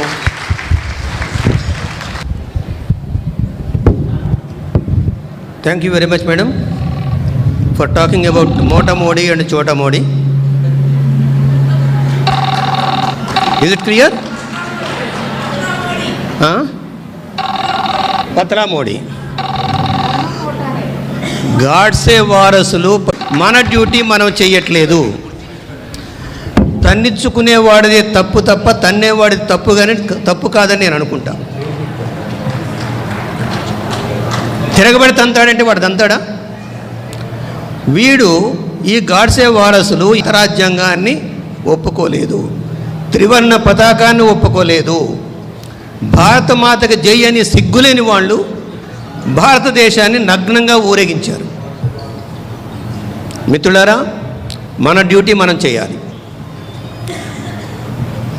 వచ్చే ఎన్నికలలో మేడం చెప్పినట్టు సంఘ పరివారాన్ని బొందబెట్టంది ఈ దేశం బాగుపడదు.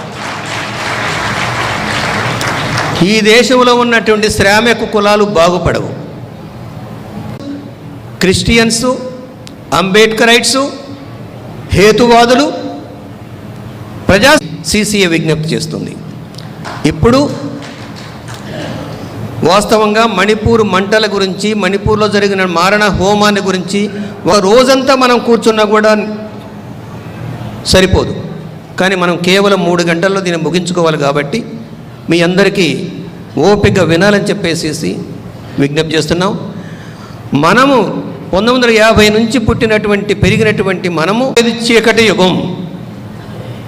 రాబోయే తరాలు అనుభవించబోయేది ఈ క్రిమినల్స్ని, ఈ గూండాస్ని కనుక అధికారంలో మరలా కూర్చోబెట్టినట్లయితే రాబోయేది చీకటి యుగం. రాజ్యాంగం ఉండదు, ప్రజా హక్కులు ఉండవు, ఏవి ఉండవు. కాబట్టి దాని విషయం గుర్తుపెట్టుకోండి. పైన కూర్చున్న విద్యార్థులంతా కూడా క్రమం తీసుకోండి. మీరు వాడు బుల్లెట్ మా గుండెల్లో దించినా కూడా ఇప్పుడు అనీ రాజా గారు, షీ ఆల్సో విజిటెడ్, వారు national federation of Indian women organization general secretary గారు ఢిల్లీ నుంచి వచ్చారు. వారి మాటలు కూడా విని తరువాత అసలైనటువంటి మణిపూర్ బిడ్డ మీరు మాట్లాడతారు. మీరందరూ కూడా ఓపిక కూర్చోవాలని చెప్పేసి విజ్ఞప్తి చేస్తున్నాం.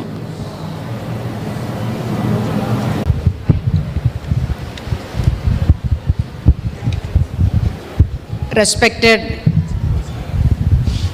వీరి Gopi garu, Gopinath garu, Gopinath garu, and all other dignitaries on the dais, and all those who are here with a commitment to the Constitution and its values of secularism, democracy and other values. I, on behalf of my organization, Nation of Indian Women, I extend our revolutionary greetings to all of you. And those girls who are sitting at the back, a small tips for hall and the frontline seats. These seats nobody will give it to us. We will have to for the next program, because the country needs your voice. The people, the youth of this country are so crucial. Their voice is so important to save country. So come to the center stage. That is to not for you. మిత్రులకు మీ అందరికీ అభివాదం చేస్తూ, ఈ దేశం పట్ల, లౌకిక వాదం పట్ల, ప్రజాస్వామ్య పద్ధతుల పట్ల నమ్మకంతో వచ్చినటువంటి మీ national federation of Indian women తరపున నేను నా విప్లవాత్మక అభినందనలు తెలియజేస్తా ఉన్నాను. ఆ వెనక సీట్లలో కూర్చున్న వారికి నేను ఒక విన్నపం చేయదలుచుకున్నాను. మరొక ప్రోగ్రాం అంటూ జరిగితే దయచేసి మీరు ముందుగా వచ్చి కూర్చోండి. ఈ సీట్లు ఎవరు మనకి, మనమే లాక్కోవాలి. ఎందుకంటే ఈ దేశానికి మీ గొంతు కావాలి, ముఖ్యంగా యువకులు ముందుకు రావాలి. విలువలను పరిరక్షించేందుకై వారు నడుం కట్టాల్సి ఉంది.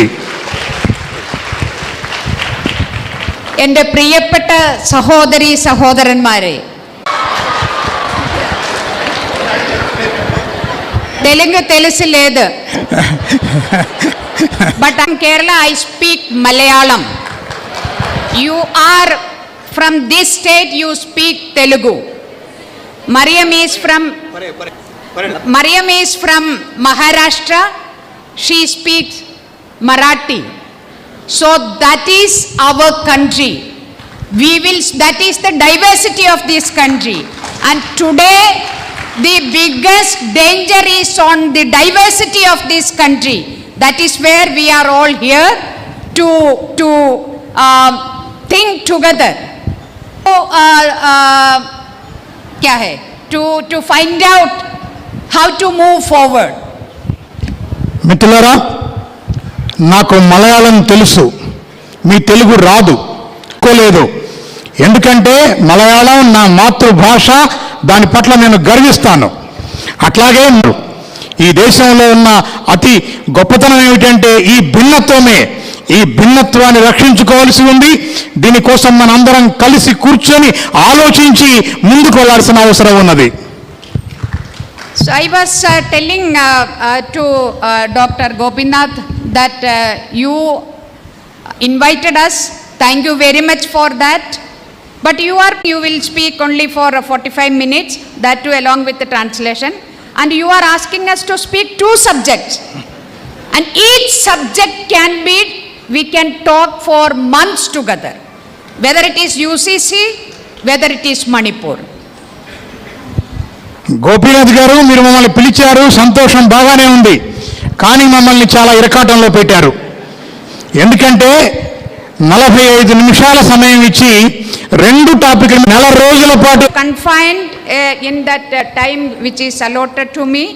And I hope that I expect and I hope that I will do little bit justice, and we can meet again somewhere in some village and somewhere like that.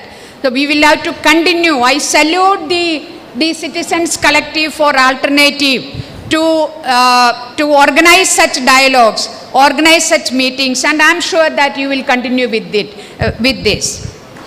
నేను మీరిచ్చిన సమయంలోనే ముగించేందుకు ప్రయత్నం చేస్తాను. అంతేకాదు న్యాయం చేసేందుకు కూడా ప్రయత్నం చేస్తాను. అయితే నేను ముందుగా ఇటువంటి ఒక సంభాషణను ప్రారంభించినందుకు, ఇటువంటి ఒక సభను జరుపుతున్నందుకు నేను CCAకు నమస్కారం చెప్తూ ఉన్నాను. I will speak about focusing on UC.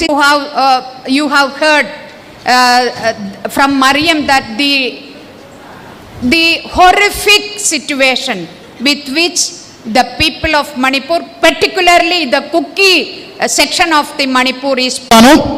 అట్లాగే మరియం గారు చెప్పిన దానికి కొన్ని విషయాలు, ముఖ్యంగా భయానకమైనటువంటి మణిపూర్ సంఘటనల గురించి కూడా కొన్ని నేను మీకు చెబుతాను. ప్రత్యేకించి కుకీ తెగలపై జరిగినటువంటి దారుణ అత్యాచారాల గురించి కూడా నేను కొంత ప్రస్తావిస్తాను. A 3-member NFIW team visited Manipur on 28th June. Started on May 3rd and we visited on 28th June. Yeah. And we were the first civil society or women's organization or somebody from outside as a team to visit both the community areas, Kuki area and Maitai area, and both the relief camps. And we visited, Mariam explained so many things, I am not going into details. We met the collectors, we visited the hospitals, and we met all chief minister, but he did not give us an appointment. So we organized a press conference in interaction of the people, the victims and other people from both sides. We concluded that the Manipur was a state-sponsored violence, and I repeat again and again that it is so 2 states.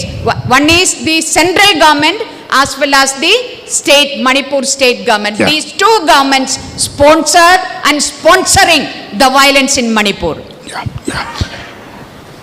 మేము మా సంఘం తరపున 3 సభ్యులతో కూడిన బృందం కలుసుకున్నాము, కలెక్టర్ని కలిసాము, హాస్పిటల్స్ని visit చేశాము, అన్ని రకాల ప్రజలతో కూడా మాట్లాడాము, సీఎంను కూడా కలవాలని ట్రై చేశాం. కానీ సీఎం మాకు అపాయింట్మెంట్ ఇవ్వలేదు. అయితే ఒక పత్రికా విలేకరుల సమావేశం కండక్ట్ చేసి మేము ఏం చెప్పాము అంటే, మాకు అర్థమైంది ఏంటి అంటే, ఇది ఈ మణిపూర్లో జరిగిన హింసాజ్యం రాష్ట్ర ప్రభుత్వాలు ప్రేరేపించిన హింసే కానీ ఇది మరొకటి కాదు అని చెప్పాము. అది ఆనాడు అదే చెప్తున్నాను, ఇప్పుడు అదే అది గతంలోనూ ఇప్పుడు కూడా అది రాజ్యం ప్రేరేపించిన హింస మాత్రమే అని చెప్పదలుచుకున్నాను. So this violence, it was not started not between two communities, the Kuki community and the Maitai community. Actually on May 3rd, what was the program? The program was a protest demonstration and a public meeting by the Kuki students organization. What were they protesting? They were demanding whatever budgetary allocation for the hill development program, budgetary allocation from there, those money should be spent in that hill area for the development. But that money is 85% of that money is spent in the valley, in the Maitai area. Because of that, the hill area do not have good educational institutions, good hospitals, and no development is there. That is why they demanded, one of their demand was to spend the money which is earmarked for the development of our area, the hill area. అంతేకాదు మిత్రులారా, పడట్లే అది కుకీలకు మైతేయులకు మధ్య జరుగుతున్న సంఘర్షణగా బయట ప్రపంచానికి చెబుతున్నారు, కానీ అది వాస్తవం కాదు. అంతేకాదు మీరు చూడండి, కుకీ విద్యార్థుల ఆర్గనైజేషన్ ఏదైతే ఉందో అది ఒక నిరసన ఉద్యమాన్ని చేపట్టింది. ఎందుకు చేపట్టింది? వృత్తి నైపుణ్యాలకు సంబంధించిన కేంద్రం ఖర్చు చేయవలసినటువంటి బడ్జెట్ ఏదైతే ఉందో ఆ బడ్జెట్ కుకీలు ఎక్కువగా ఉండేటువంటి హిల్ ఏరియాస్లో, కొండ ప్రాంతాలలో చేయకుండా మైతేయులు ఉండేటువంటి మైదాన ప్రాంతాలలో ఖర్చు చేస్తున్నారు.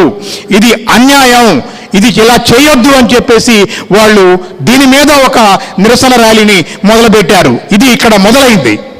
They were also protesting against the forest, so-called forest survey, and marking their houses with a red paint, and from other parts, other hills, their houses. These students were protesting against that. అంతేకాదు ఈ అడవులను survey చేసే పేరుతో అక్కడ వాళ్ళు వీళ్ళ కుకీలకు సంబంధించిన ఇళ్లను నాశనం చేయడం మొదలుపెట్టారు. అంతేకాదు ఒక ఎర్రటి పెయింట్ వేసి వాటన్నిటినీ కూడా గుర్తించడం మొదలుపెట్టారు, నాశనం చేస్తున్నారు. ఈ సర్వేకు వ్యతిరేకంగా, వాళ్ళ ఇళ్లను నాశనం చేయడానికి వ్యతిరేకంగా కూడా ఈ విద్యార్థులు నిరసన ఉద్యమాన్ని చేపట్టారు. They were also protesting against the demolition of 3 churches in the month of March in Imphal, and also protesting demolition of houses near Naga River in Imphal. They were also protesting against the High Court, Manipur High Court order on ST status to the Maiteis. అంతేకాదు వాళ్ళు మార్చి నెలలోనే జరిగినటువంటి మరొక సంఘటన, చర్చిలను కూడా వాళ్ళు ధ్వంసం చేశారు. ఇంఫాల్లో ఉన్నటువంటి 3 చర్చిలను ధ్వంసం చేస్తే దానికి వ్యతిరేకంగా కూడా వాళ్ళు పోరాడారు. అంతేకాదు నాగా రివర్ పక్కన ఉన్నటువంటి అనేక ప్రాంతాలను కూడా వాళ్ళు ధ్వంసం చేస్తూ ఉంటే దానికి వ్యతిరేకంగా పోరాడారు. అంతేకాకుండా హైకోర్టు ఏదైతే ఒక ఆర్డర్ ఇచ్చిందో మైతేయులకు కూడా ఎస్టీ స్టేటస్ ఇచ్చేందుకు అయిపోయిందో చెప్పాలి అని ప్రభుత్వాన్ని అడగడం ఏదైతే ఉందో అది వారి హక్కులను కాలరాయటంగా వారు భావించారు. And while they were after finishing the rally and public meeting, these thousands of youth, more than 15,000 of students and youth, they gathered and they were going back. The other Maitei Lipun, these are the two fascist organizations with Manipur BJP government, Arambai Tengol and Maitei Lipun. Just like you can think of RSS and Sangha Parivar Sanghatan. వాళ్ళు ఈ విద్యార్థులు తమ నిరసనను పూర్తి చేసుకొని సుమారు 15,000 మందికి పైగా ఉన్నారు. వాళ్ళు తిరిగి వెళుతుంటే వారి మీదకి అటాక్ చేసింది, ఈ హింసను ప్రేరేపించింది ప్రధానంగా 2 గ్రూపులు ఉన్నాయి. అలంబై తెంగోల్ అనబడేటువంటి ఒక ఆర్గనైజేషన్, అట్లాగే మైతేయి లుపెన్ అనబడేటువంటి మరొక ఆర్గనైజేషన్. ఇవి 2 కూడా ఎటువంటివి అంటే అక్కడ ఉన్నటువంటి బీజేపీ ప్రభుత్వానికి అనుకూలంగా పనిచేసేటువంటి అతివాద శక్తులు. వారిని ఎవరితో పోల్చగలము అని అంటే మనం మన దగ్గర ఉన్నటువంటి ఇతర నుంచి ఆ విద్యార్థుల మీదకు వెళ్ళారు. And some elements in disguise, they were wearing the army uniform, they also infiltrated in these youth and students when they were going back home. కొంతమంది ఇందులో వారింటికి వెళ్తుండగా జరిగింది ఇది. They started actually the firing. This is what the people in Churachandpur district people were కూడా ధరించి వచ్చి ఈ 15,000 మంది విద్యార్థుల సమూహం మీదకి మొదలుపెట్టారు హింసని. అప్పుడు ఆటోమేటిక్గా ఇది వాళ్ళంతా చాందార్పూర్ వైపు వెళుతున్నారు. మరుక్షణంలోనే పెద్ద ఎత్తున కాల్పులు మొదలైనవి. ఈ కాల్పులు ఎక్కడ దాకా వెళ్ళి అంటే ఇంపాల్ మైదాన ప్రాంతంలో ఉన్నటువంటి కుకీల మీద కూడా మరుక్షణంలో ఈ జ్వాలలు అంటుకొని హింసాత్మక ఘటనలకు దారితీశాయి. May 3rd, 4th and 5th and 6th, these 4 days firing and killing and looting, everything happened. And also we must see the weapons were looted from the strong rooms of the police and from the shops, weapon shops. And then everywhere, even when we were there, we were also witness. The police were just standing as onlookers. మే 3, 4, 5, 6 ఈ 4 రోజులలో మణిపూర్ రాష్ట్రం ఒక రకంగా చెప్పాలి అంటే ప్రభుత్వం వదిలేసింది. అంతేకాదు కాల్పులు, హత్యలు, దహనాలు, దోపిడీ వీటన్నిటికీ అడ్డగోలుగా చేసేందుకు వీలు కల్పించిన పరిస్థితి ఉంది అక్కడ. ఆఖరికి పోలీసు స్టేషన్లలో నుంచి యథేచ్ఛగా తీసుకుని వెళ్ళిపోయి కుక్కీల మీద కాల్పులు జరిపారు. పోలీసులు కేవలం ప్రేక్షక పాత్ర వహించారు, మౌనంగా ఉన్నారు. So this is what we were witnessing in Gujarat also. During Gujarat riot, Vajpayee had to remind the then Chief Minister Narendra Modi that the Rashtra Dharma, Raj Dharma, because there also they did not ask the police to intervene and control the violence. Here also same thing has happened. మనకి మరొక ఉదాహరణ ఇటువంటిదే చరిత్రలో కనపడుతుంది. అది గుజరాత్లో మీకు గుర్తుండే ఉంటుంది. మోడీ ఆనాడు ముఖ్యమంత్రిగా ఉన్నారు, వాజ్పేయి ప్రధానమంత్రిగా ఉన్నారు. వాజ్పేయి ఆ బీజేపీ ప్రధానమంత్రి నరేంద్ర మోడీని రాజధర్మం మర్చిపోయావు నువ్వు అని హెచ్చరించిన పరిస్థితి మనకు తెలుసు. అక్కడ కూడా ఇంతే కొన్ని రోజుల పాటు వారు పూర్తిగా వదిలేశారు, హింసను ప్రేరేపించారు. అలాగే మళ్ళీ ఇప్పుడు ఇక్కడ కూడా జరిగింది. And this Amit Shah on and off tells the left students, whether it is AISF and SFI and other organizations, that you are the Tukde gang. Who are the real Tukde gang in this country? Who are they? They are the two, number 1 and number 2, Narendra Modi and Amit Shah. They only divided the state of Jammu Kashmir. Now what are they going to do? What is their agenda? By not using the force, whether it is police or whether different central agencies, security forces, what are their agenda? Their agenda, they have many agenda. Number 1 agenda is to tukde karna Manipur ko. One Kuki area, one Meitei area, one that rights to those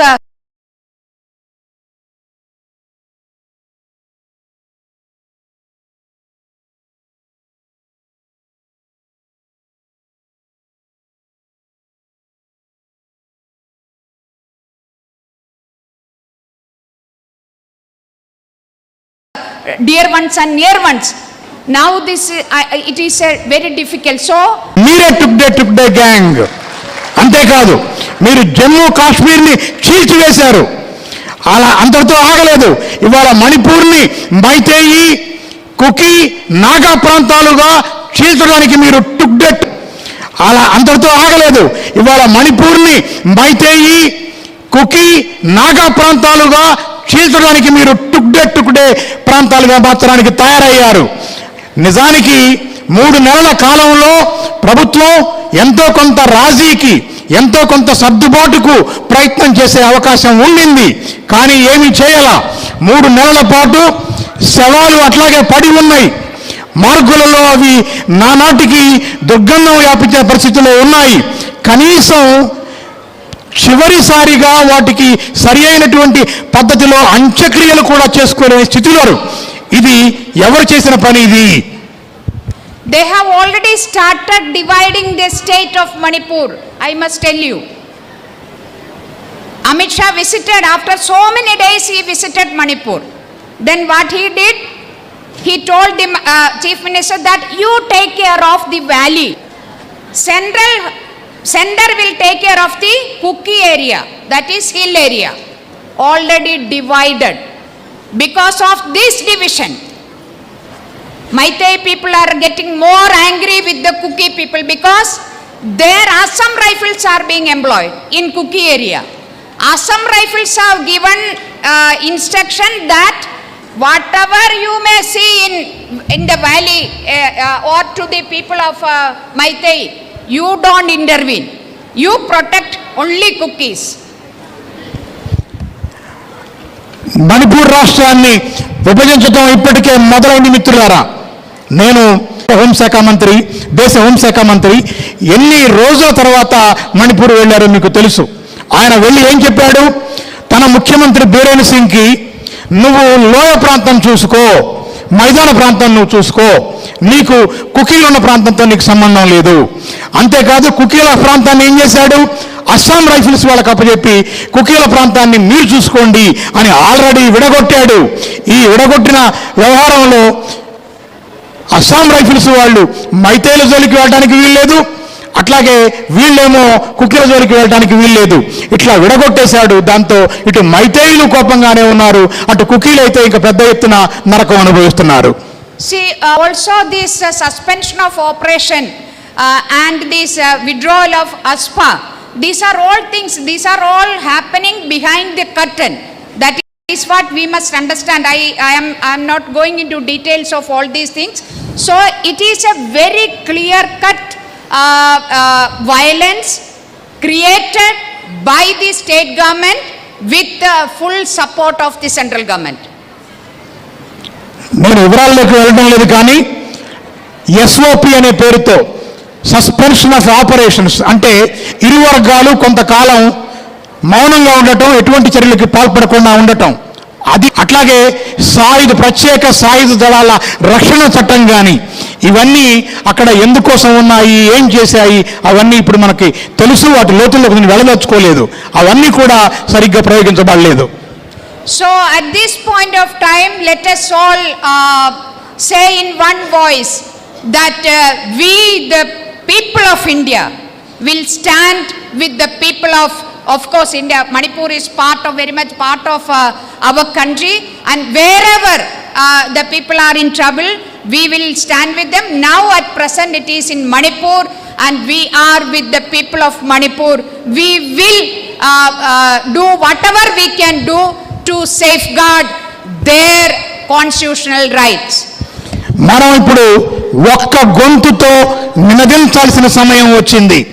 అదేంటంటే మణిపూర్ ఈ దేశంలో భాగమే అయినప్పటికీ భారతదేశ ప్రజలంతా కూడా మణిపూర్ ప్రజలతో ఉన్నాము అని ఒక్క గొంతుకతో మనం చెప్పాల్సిన సమయం వచ్చింది. మనం ఉంటాం, మణిపూర్ ప్రజలతోనే ఉంటాం, పోరాడతాం. వారికి రావాల్సిన రాజ్యాంగపరమైన హక్కుల సాధన కోసం ఖచ్చితంగా మనందరం కూడా వారితో పాటు కలిపి పోరాడతాం. Now let's, I will speak little bit of you please. Yeah. 2 Godhra happened. Yes or no? Yes. There was 2002లో Godhra జరిగింది, మీకు తెలుసు, అవునా కాదా?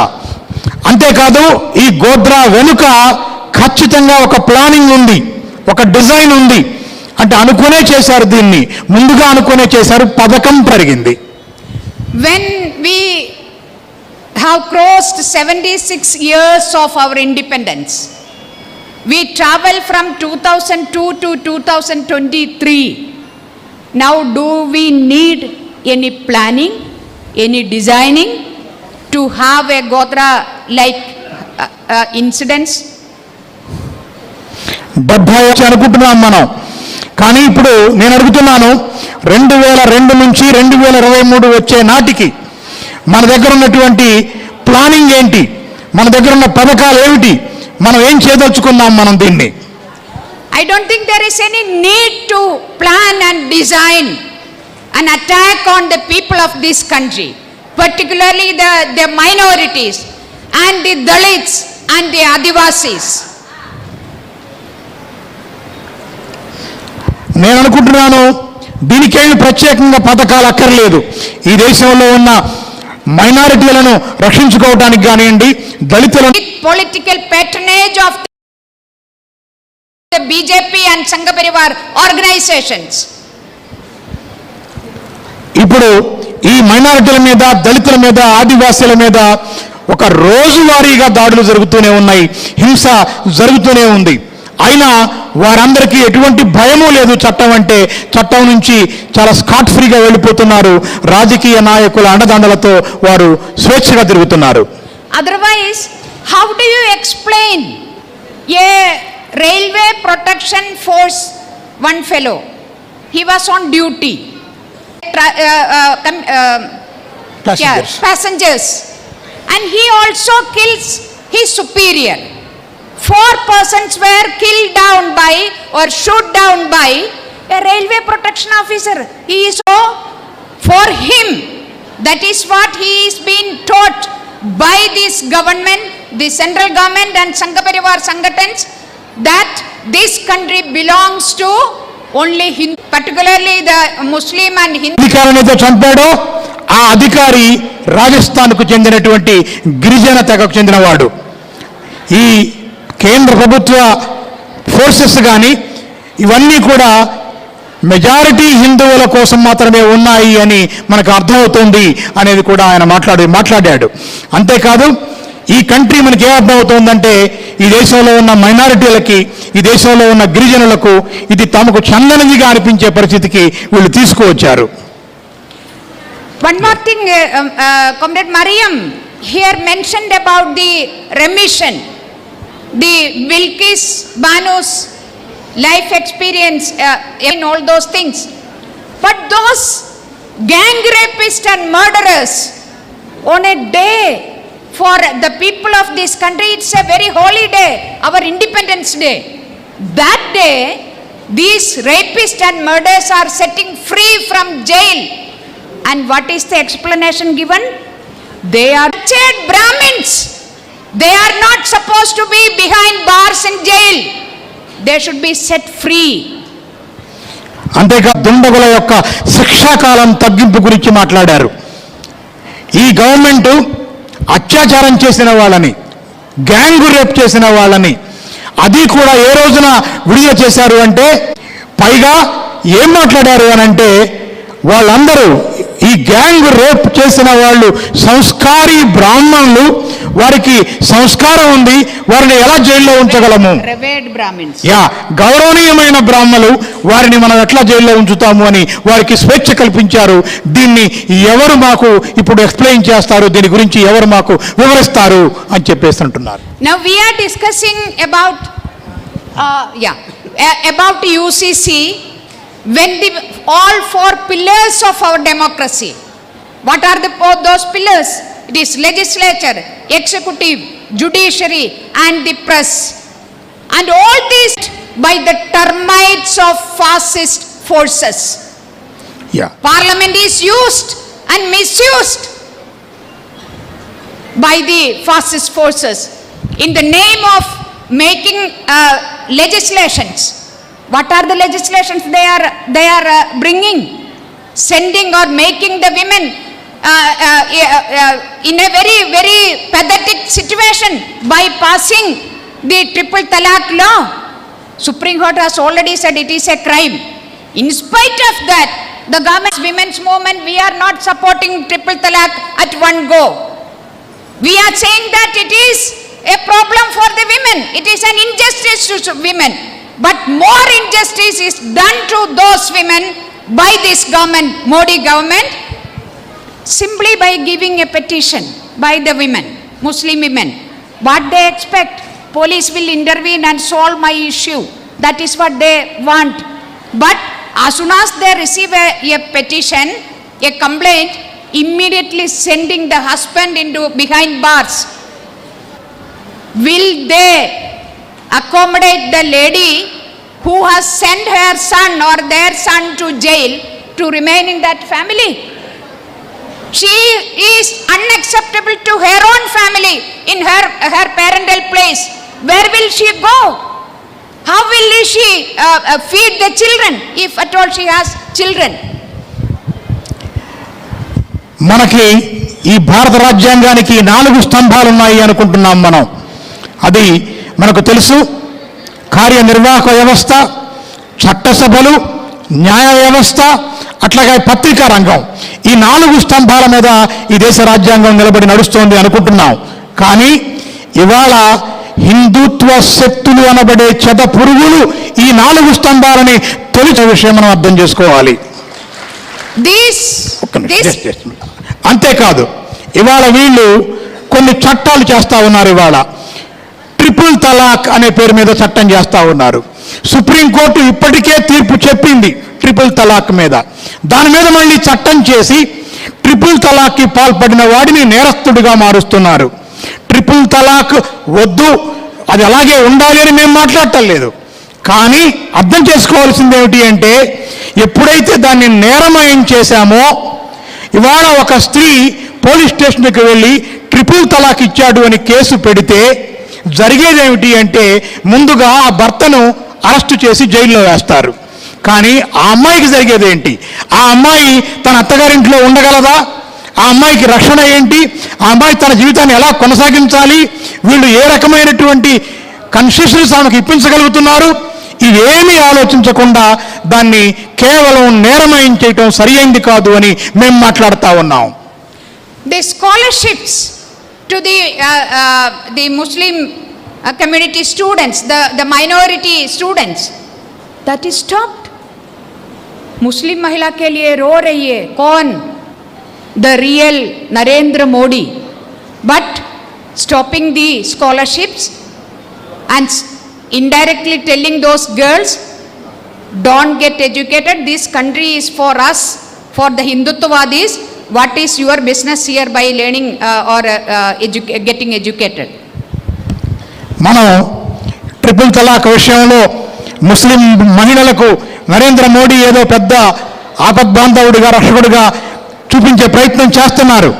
కానీ నిజానికి మాట్లాడుకుంటే ముస్లిం మహిళలు చదువుకునేందుకు ఉంచిన ఉపకార వేతనాలని ఈయన ఆపివేశాడు. ఈయన ఏమనుకుంటున్నాడు? ముస్లిం మహిళలు చదువుకోవాల్సిన పని లేదని భావిస్తున్నాడా? అంటే కేవలం హిందుత్వ ఫోర్సెస్ మాత్రమే ఈ దేశంలో చదువుకోవాలా? ముస్లిం మహిళలు చదువు కొనసాగించేందుకు వీల్లేదా? Now come to this UCC, and this is the background we must understand.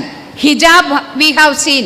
So in all this background and hatred, killing and demolition, everything we visualize all those things. And in this background, suddenly the Law Commission of India, which is the primary platform for debating and discussing and dialoguing of lawmaking, which has 200 years of history. Suddenly one day, this great organization has sent out a notice. The public at large and leaders of the recognized religious organizations respond to the call, that is whether you support the Uniform Civil Code or not, yes or no. ఉమ్మడి పౌరస్మృతి విషయానికి సంబంధించి ఇప్పుడు చెప్తాను. ఇప్పటిదాకా చెప్పింది హిజాబ్ కానివ్వండి, ఈ హత్యలు కానివ్వండి, ఈ పడగొట్టాలు కానివ్వండి, ఇదంతా యూసీసీకి రావడానికి ముందు ఉన్న నేపథ్యం ఇదంతా. మీకు తెలుసు, లా కమిషన్ ఈ దేశంలో ఉంది, దానికి 200 ఏళ్ల చరిత్ర కూడా ఉంది. కానీ అకస్మాత్తుగా ఇప్పుడు ఒక నోటీస్ ఇచ్చారు. ఇచ్చి ప్రజలు కానీ గుర్తింపు పొందిన మత సంఘాలు కానివ్వండి, మీరు మీ సూచనలు చేయండి ఈ యూసీసీ మీద, ఉమ్మడి పౌరస్మృతి మీద అని అకస్మాత్తుగా చెప్పారు. They did not give us any draft. For a lawmaking, a draft is given first, then opinions are invited. Here there is no draft. What is they meant by, or they mean civil code? How will they ensure gender equality? Because they are saying gender equality in different religious draft they have provided to our country about UCC. ఉమ్మడి పౌరస్మృతి గురించి ఏమైనా ఒక చిత్తు ప్రతిని తయారు చేసి చర్చకు పెట్టారా అంటే అటువంటిది ఏమీ లేదు. వారి దగ్గర ఎటువంటి చిత్తు ప్రతి లేదు. పైగా వారు ఏం చెప్తున్నారు అంటే లింగ సమానత్వం కోసం, అన్ని మతాలలో లింగ సమానత్వం కోసం మేము ఉద్దేశించామని మాట్లాడుతున్నారు. మతాలకు బయట ఉన్న వారి సంగతి ఏంటి? వాటి గురించి పట్టించుకునే వాళ్ళే లేరు. ఇది ఎట్లా జరుగుతుంది? ఇది ఎటువంటి లింగ సమానత్వాన్ని రూపుమాపుతుందో నాకు అర్థం కావటం లేదు అంటున్నారు. And recognized religious leaders, organizations leaders, who are all those leaders? How many religion have women as their leaders? Not a single religion. And so what does it mean? In the name of justice to women, gender equality, they are actually promoting patriarchy. They are recognizing patriarchy. అంతేకాదు, గుర్తింపు పొందిన మత సంస్థలను, వారి నాయకులను ప్రతిపాదనలు అడుగుతున్నారు. కానీ ఎవరండి వీరు? ఏ గుర్తింపు పొందిన మత సంస్థలలోనైనా స్త్రీలు కనపడుతున్నారా మీకు? ఎక్కడ ఒక్క స్త్రీ కూడా ఇవాళ ఏ గుర్తింపు పొందిన మత సంస్థలో కూడా లేదు.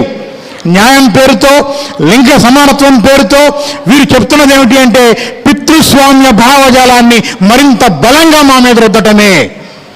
All the religious personal laws, whether it is Hindu religious personal law, whether it is Muslim religious personal law, whether it is Christian religious personal law, take for that matter any religious personal law, all religious personal laws are discriminating against women. They are all discriminatory. అంతేకాదు, మీరు ఏ మతపరమైనటువంటి కుటుంబ చట్టాలను తీసుకున్నా పర్వాలేదు, అది Hindu religion మత చట్టాలు కావచ్చు, లేకపోతే క్రిస్టియన్ కావచ్చు, ముస్లిం కావచ్చు, ఇవన్నీ కూడా విచక్షణ, స్త్రీ పురుషుల మధ్య విచక్షణ పెంచేవిగానే ఉన్నాయి, స్త్రీలను అణగదొక్కేవిగానే ఉన్నాయి. And when they speak about gender justice, equality, and particularly they mention the Muslim women. But what is the reality? The National Family Health Survey 5, according to it is a government survey, and that survey says in Christianity 2.7% polygamy is there. In Muslim 1.9% polygamy is there. In Hindu 1.3% polygamy is there. అంతేకాదు, national NFHS, national family health survey అంటే జాతీయ కుటుంబ ఆరోగ్య survey వారు ఇచ్చిన నివేదిక ప్రకారం ఈ దేశంలో బహుభార్యాత్వం ఆయా మతాలలో ఎంత ఉంది అని చూసుకుంటే క్రిస్టియన్ మతస్థులలో 2.75% ఉంది, ముస్లిమ్స్లో 1.9% ఉంది, హిందువులలో 1.3% ఉంది. వారు కేవలం ముస్లిం మహిళల మీదనే దీన్ని ఎక్కుపెట్టి మాట్లాడుతున్నారు. So that means this problem is with all religion. It is not only a special problem of Muslims. This is one. And about every lot of discussion is taking place. We are also discussing. We don't have time to talk about actually what does gender equality mean. Do we talk about women's property right? How many organizations speak, including the parties the left parties also I am joining in that. We also talk lot of things. But the core question is women's property right, her constitutional rights, her right to choose. Whether the marriage is now different. The gender, now earlier it was only 2 genders, now lot of gender, transgender is there, LGBTQ is there, gender, so many genders are there. Now the living together is legally almost an accepted one by the court. So marriage, outside marriage, what justice you will provide? This government do not have any answer.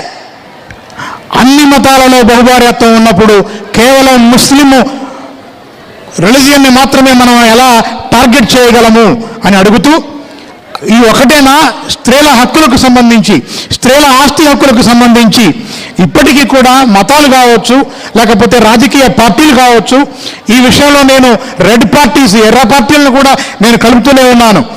స్త్రీలకు సంబంధించిన హక్కులు, ఆమె ఎంపిక చేసుకునే హక్కు, ఆమెకుండేటువంటి property rights, ఆస్తి హక్కులు, వీటన్నిటికీ సంబంధించి ఎక్కడ ఉన్నాయి ఆ గ్యారంటీలు? అంతేకాదు కేవలం 2 జెండర్లే, 2 లింగాలే ఉన్నాయా? స్త్రీ పురుష లింగాలే కాదు, దీనికి బయట LGBTQ+ అని ఉంది, మనకు తెలుసు. వేరే ఏ లింగానికి చెందకుండా ఉండే మనుషులు ఉన్నారు. వారి హక్కుల మాట ఏమిటని కూడా నేను వాళ్ళ ప్రశ్నిస్తా ఉన్నాను. So I am concluding. A lot of things are there, but some other time we will talk. And you will also talk to different people, and you will also have dialogues.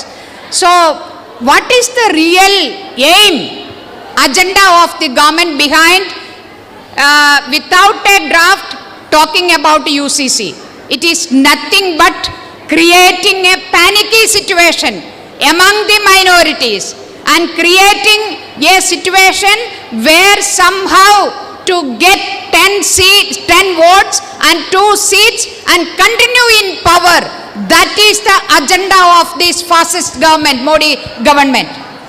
దీని వెనుకున్న అసలు ఉద్దేశం ఏమిటి అంటే, ప్రభుత్వానికి నిజంగా draft లేకుండా ఉమ్మడి పరస్పతి గురించి మాట్లాడుతోంది అంటే, ఇది ముస్లిం మహిళలలో, ముస్లిం రిలీజియన్లో భయాందోళనలు కలిగించడం దాని ఉద్దేశం. అంతేకాదు దీని మూలంగా 10 ఓట్లు 2 సీట్లు తెచ్చుకొని అధికారంలో కొనసాగడానికి చేస్తున్నటువంటి కుట్రే కానీ ఇంకోటి ఏమీ కాదు ఇది. So the day the Jai Shri Ram slogan is raised in our parliament, that was the day of a biggest blow to our secularism. We together, our women's movement and you all, and with political parties, seculars and democratic parties and left parties, we all can stand together to regain and save that secular value, the democratic values and the right to life with dignity. That is what the constitution gives us, provides us, the citizens of this country. So let us unite and let us tell this fascist Modi government that hereafter your agenda won't be uska liye koi zameen. There will not be any place for your divide and rule policy, for there will not be any place for your fascist agenda. And we are telling the RSS, your agenda to make this country as a Hindutva Rajya, that will not at any cost, that will not be accomplished by the people of this country, and we all will have to stand together. We will stand together and save this country as a democratic and secular country, not as a Hindutva Rashtra. This is our country. అంతేకాదు పార్లమెంటులో జై శ్రీరామ్ అని ఎప్పుడైతే నినాదం వినిపించారో నిజానికి మన లౌకికవాదానికి అదే అతి పెద్ద మచ్చ. నిజానికి లౌకికవాదం ఉన్నటువంటి ఏ దేశంలోనైనా ఇట్లా ఒక మతపరమైన నినాదాలు చేస్తారా? అందుకే ఇప్పుడు మేము చెబుతున్నాము, మోడీకి నీ ఎజెండాకు ఈ దేశంలో స్థానం లేదు. నువ్వు విభజించి పాలించాలనుకుంటున్నావు. ఈ ఫ్యాసిస్టు హిందూ శక్తులకు నేను ఈ సందర్భంగా చెప్తున్నాను, మీరు విభజించి పాలించాలనుకుంటున్నారు, కానీ మీ ఆటలు సాగనివ్వం. అంతేకాదు ఆర్ఎస్ఎస్ అనుకుంటోంది ఇది హిందుత్వ శక్తి దేశంగా మార్చాలని అనుకుంటోంది.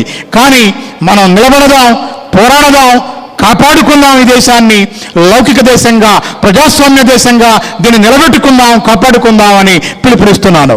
వర్ధిల్లాలి అమర్ పోరాటం, వర్ధిల్లాలి మన పోరాటం, వర్ధిల్లాలి సిటిజన్స్ కలెక్టివ్ ఫర్ ఆల్టర్నేటివ్, వర్ధిల్లాలి అవర్ యూనిటీ. ఇంక్లాబ్ జిందాబాద్. ఈ చివరి వాక్యాలకు ట్రాన్స్లేషన్ కావాలా?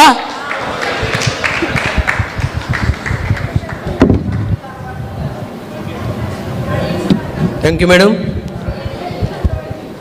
పిల్లలంతా వెళ్ళిపోయారు, ఈ ముసలోళ్ళే ఉన్నారు. సో ఇప్పుడు మనకి మణిపూర్ నుంచి వచ్చినటువంటి కిమ్ కోవా గారు మాట్లాడతారు. దానికన్నా ముందు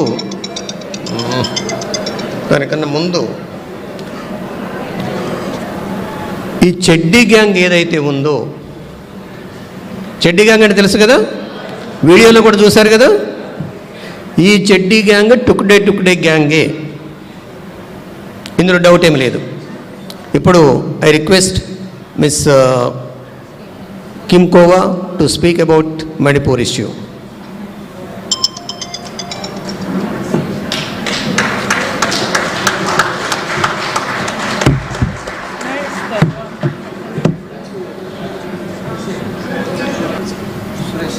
ఐ రిక్వెస్ట్ సురేష్ గారు ఎక్కడున్నారు? Please come to the dais. Suresh గారు ట్రాన్స్లేట్ చేస్తారు.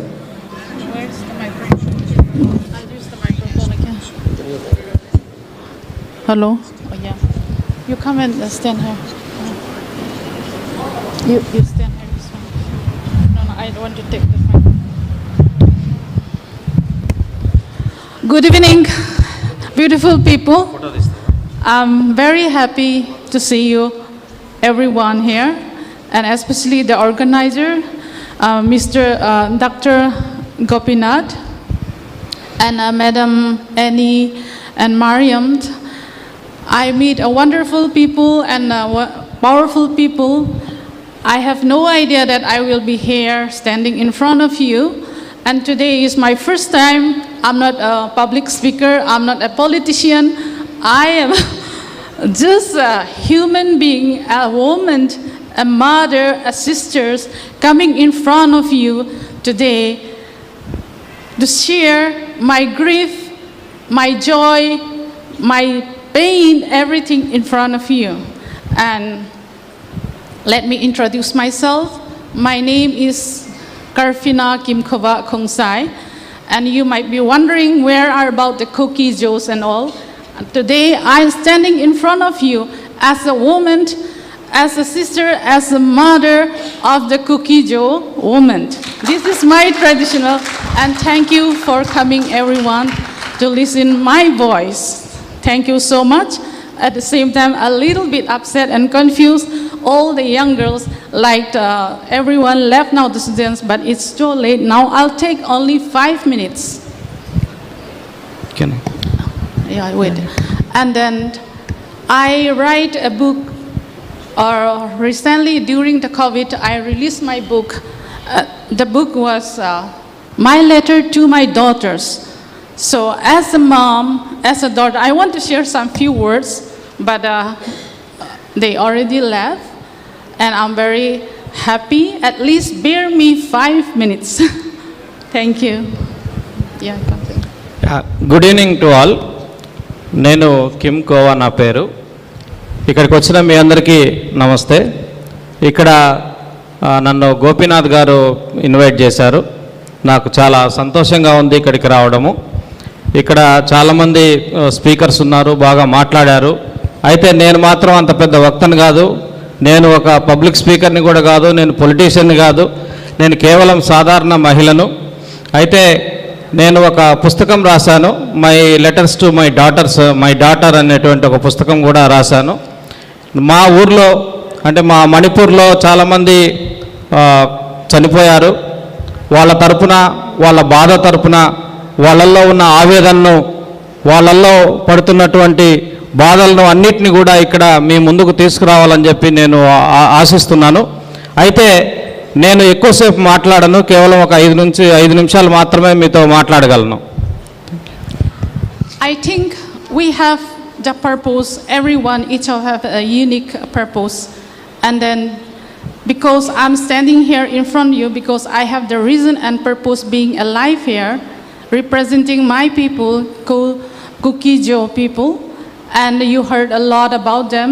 And I'm very happy because of the Telangana, because of the organizations, because of everything, we are still surviving, and my people are very happy about you. Heartfelt. ఇక్కడ మనం అందరం కూడుకోవడానికి, ఇక్కడ చేరడానికి ఒక purpose ఉంది. ఆ లక్ష్యంతో మనం ఇక్కడికి వచ్చాము. అయితే మేము చాలా సంతోషిస్తున్నాము. తెలంగాణ ప్రజలు మమ్మల్ని చాలా ఆదరిస్తున్నారు, అభిమానిస్తున్నారు. మా సమస్య పట్ల మీరందరూ కూడా చూపిస్తున్నటువంటి అభిమానాన్ని బట్టి మేమందరము, మా మణిపూర్ వాళ్ళందరూ, కుకీజో ప్రజలందరూ కూడా సంతోషిస్తున్నాం. India is the country of democracy, and so sadly to say that we lost the quality of a democracy, secularism, fundamental rights, human rights. Everything is upside down now. What we have been told, the truth, has turned into the lies. All the lies turns into the truth. And we have no idea what our generations, coming for the generations, is going to be happened. And it's a high time, each of us, to step forward, to be one voice, to be unity, and to fight for what is happening in our situations. That's what I am begging and standing in front of you. మిత్రులారా, మనది ప్రజాస్వామ్య దేశం. అయితే ఈ ప్రజాస్వామ్యం అనేది ఈ దేశంలో నిలబడటం లేదు. ఈ దేశంలో మనకు ప్రాథమిక హక్కులు మనము కోల్పోతున్నటువంటి ప్రాథమిక హక్కుల గురించి మాట్లాడేటువంటి పరిస్థితి లేదు. దేశంలో మొత్తం అబద్ధాలు వెదజల్లబడతా ఉన్నాయి. ఈ అబద్ధాలను చూస్తుంటే నాకు భయం వేస్తుంది. రాబోయే తరాల్లో, భవిష్యత్తు తరాలకు మనం ఏం మిగిలించబోతున్నాము, భవిష్యత్తు తరాలు ఏం అవ్వబోతున్నాయనేటువంటి బాధ, ఆవేదన నాలో ఉంది. అయితే మనం అందరం కూడా ఇప్పుడు ఒకే గొంతుగా, యూనిట్గా కలిసి రావాల్సినటువంటి సందర్భం ఏర్పడిందని నేను భావిస్తున్నాను. I have nothing much to say. You know more than me, and everything has been all shared by Madam Annie and Madam Mariam. They know more better than me, although I will still just a few words. నాకంటే ఎక్కువగా అధికంగా తెలిసిన వాళ్ళు ఇక్కడ ఉన్నారు. మరీ ముఖ్యంగా madam Mariam గారు, అదేవిధంగా యానీ మేడం గారు చాలా విషయాలు మీతో చర్చించారు. We are the Kukijo. If you go back to the history, we are almost same like the Red Indian people, how the white policies, divide and rule policies were there, how they massacre, how the slaveries were being done in the United States. That the same thing, and here itself happening after coming the capitalism and the industrialisms, because we are killed, because of our land, because of who we are just simply killed. మిత్రులారా, మేము కుకీజో ప్రజలమైన మేము red ఇండియన్లలాగా, అమెరికాలో ఉన్నటువంటి red ఇండియన్లలాగా మేము ఉన్నాము. అక్కడ red ఇండియన్స్ని బానిసత్వంలో ఉంచినప్పుడు అక్కడ పోరాడిన విధంగా ఇప్పుడు మేము కూడా రెడ్ ఇండియన్స్ లాగానే కుకీజో ప్రజలు అందరము ఇక్కడ మణిపూర్లో ఉన్నటువంటి పరిస్థితి ఉంది. ఇప్పుడు క్యాపిటలిజము, ఇండస్ట్రియలైజేషన్ అనేది చాలా పెద్ద ఎత్తున మా మీద వచ్చి పడతా ఉన్నది. Now we are say that we are illegal people. they are saying that we are a terrorist. Now they are saying that we are a narco people. What we have been the last who are fighting the British. We are the last person who are fighting 1997 to 1919. And who were there? Where was that time the Maydays were? Where was the Nagas that time were? We fought with our own made guns and all, and we stand there. Now they are called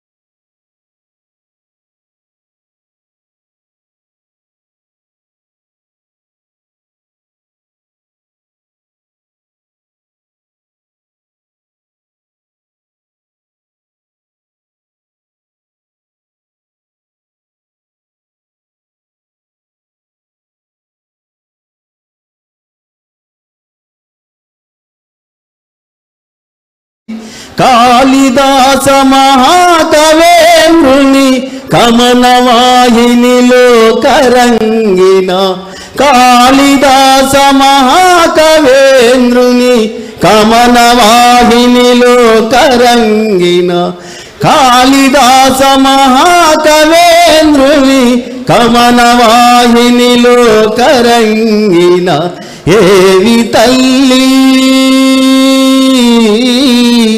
నిరుడు కురిసిన హిమ సమూహము ఏవి తల్లి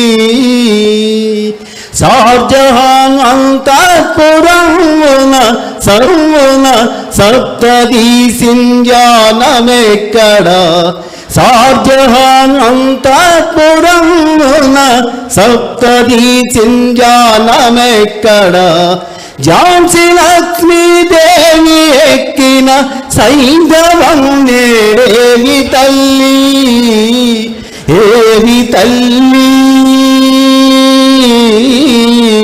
నిరుడు కురిసిన హిమ సమూహము ఏవి తల్లి నిరుడు కురిసిన హిమ సమూహము ఏవి తల్లి రుద్రమాంబ భద్రకాళి లోచనోజ్వల రోచులేవి రుద్రమాంబ భద్రకాళి లోచనోజ్వల రోచులేవి ఖడ్గతిక్కల కదన కాహల కహకాదనులెక్కడమ్మా ఎక్కడమ్మా ఎక్కడమ్మా కృష్ణరాయుని బావు జాగ్ర బడా బ్రాహ్మణులు బాలచంద్రుని బ్రహ్మనాయుని ప్రాణవాయులు ఎక్కడమ్మా ఎక్కడమ్మా ఎక్కడమ్మా నిరుడు కురిసిన హిమ సమూహము ఎక్కడమ్మా పసిడి రెక్కలు ఇసిరే కాలం పారిపోయిన జాడలేడా పసిడి రెక్కలు ఇసిరే కాలం పారిపోయిన జాడలేవి భగత్ సింగులు రామరాజులు వారు చూపిన శౌర్యమేది భగత్ సింగులు రామరాజులు వారు చూపిన శౌర్యమేది ఏవి తల్లి నిరుడు కొరిసిన హిమ సమూహము ఏవి తల్లి, నిరుడు కొరిసిన హిమ సమూహము ఏవి తల్లి. జగద్గురువులు చక్రవర్తులు సద్మగీసులు సైన్యనాదులు, జగద్గురువులు చక్రవర్తులు సద్మగీసులు సైన్యనాదులు, మానవతలకు మహారాజ్ఞులు వారు చూపిన సౌర్యవేది ఏవి తల్లి, నిరుడు కొరిసిన హిమ సమూహము ఏవి తల్లి. Thank you. హలో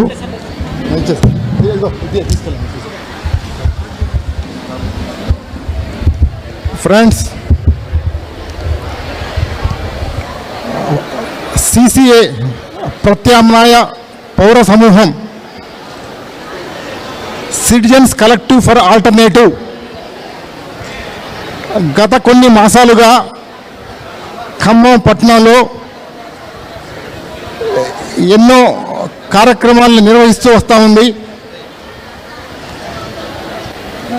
మన రాజ్యాంగానికి, రాజ్యాంగ సంస్థలకి, మన లౌకిక తత్వానికి ఏ విధానాలైతే మనం రాజ్యాంగంలో పొందుపరుచుకున్నామో, స్వేచ్ఛ, సమానత్వం, సౌభ్రాతృత్వం, వాటికి విఘాతం కలుగుతున్నటువంటి సమయంలో ప్రజలని చైతన్యవంతం చేయడం కోసం కొంతమంది కలిసి స్థాపించినటువంటి సంస్థే ఈ సిసిఏ. సిసిఏ గత కొన్ని మాసాలుగా చేసినటువంటి కార్యక్రమాల్లో మొదటిది మహాత్మా గాంధీ నివాళులు అర్పిస్తూ మహాత్మా గాంధీ వర్ధంతి రోజున ఖమ్మం గాంధీ చౌక్లో ఒక సభని ఏర్పాటు చేయడం జరిగింది. దాంతోపాటు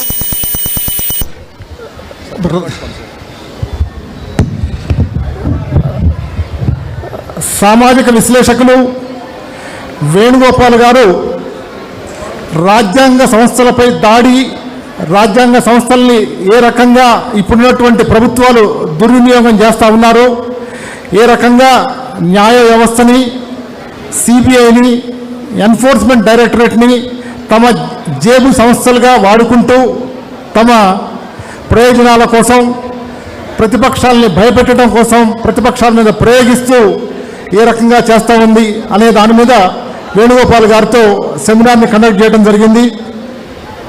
దాంతోపాటు మన దేశంలో ఉన్నటువంటి సహజ వనరుల్ని ఏ రకంగా దోపిడీ చేస్తూ ఉన్నారు, సహజ వనరుల్ని కొందరు పెట్టుబడిదారులకే పెడతా ఉన్నారు అనే దాని మీద ప్రభుత్వ ఆర్థిక విధానాలు, ప్రజా సంపద ఏ రకంగా లూటీ అవుతుంది అనే దాని మీద డి పాపారావు గారు, హరగోపాల్ గారితో సమావేశాన్ని ఈ సిసిఏ నిర్వహించింది.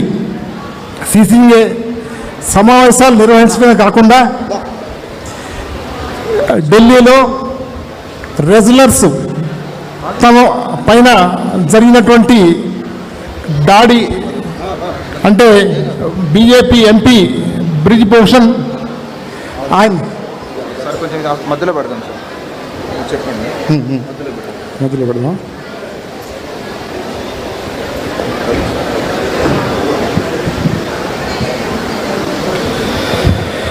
రెగ్యులర్లు జంతర్ మంతర్ చేస్తున్నటువంటి ఆందోళనకి మద్దతుగా ఖమ్మంలో అంబేద్కర్ విగ్రహం వద్ద మద్దతుగా సమావేశాన్ని నిర్వహించడం జరిగింది. ఈ రకంగా సిసిఏ సమావేశాలు నిర్వహిస్తున్న దాంట్లో భాగంగా గత కొన్ని రోజులుగా మనకి మణిపూర్లో జరుగుతున్నటువంటి హింసాకాండ అది ఏ స్థాయికి వెళ్ళింది అంటే, దాని గురించి ప్రభుత్వాలు, పాలక పక్షాలు చర్చించడానికి, పార్లమెంట్లో సమాధానం చెప్పడానికి కూడా ఏమాత్రం రెడీగా లేవు.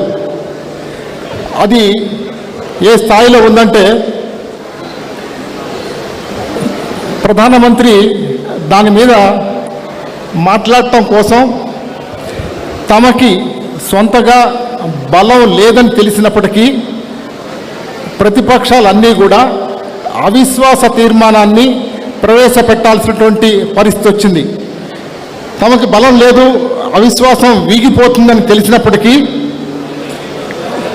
ఆ రకంగా ఆయన ప్రధానమంత్రి పార్లమెంట్లో ఈ మణిపూర్ మానవకాండ విషయంలో ఏమన్నా సమాధానం చెబుతారా, ఏమన్నా మాట్లాడతారా అనే ఉద్దేశంతో.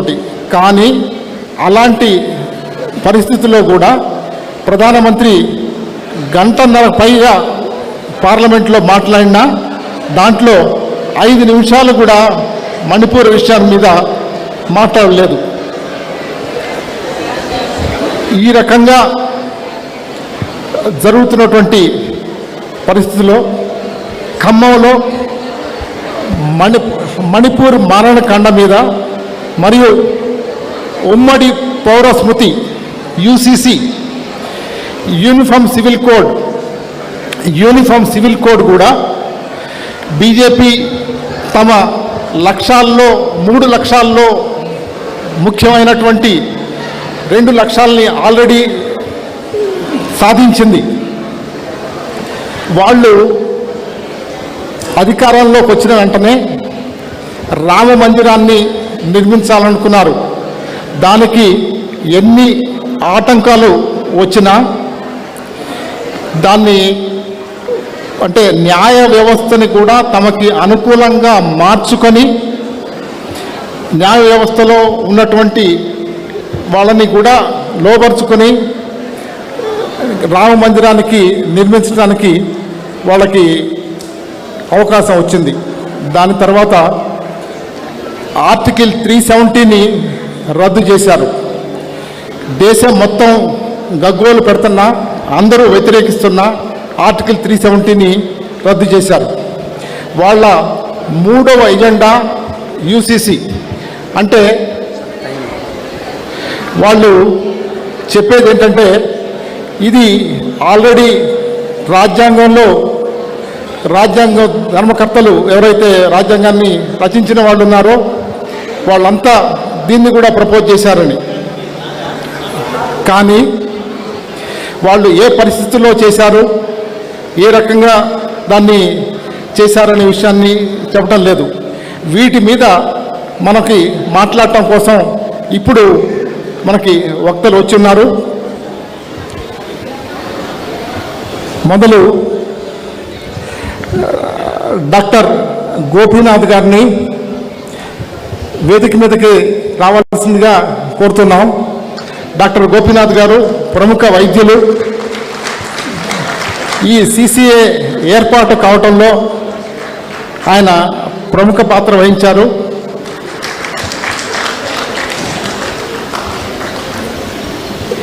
మేడం అనీ రాజా గారు secretary national federation of Indian women.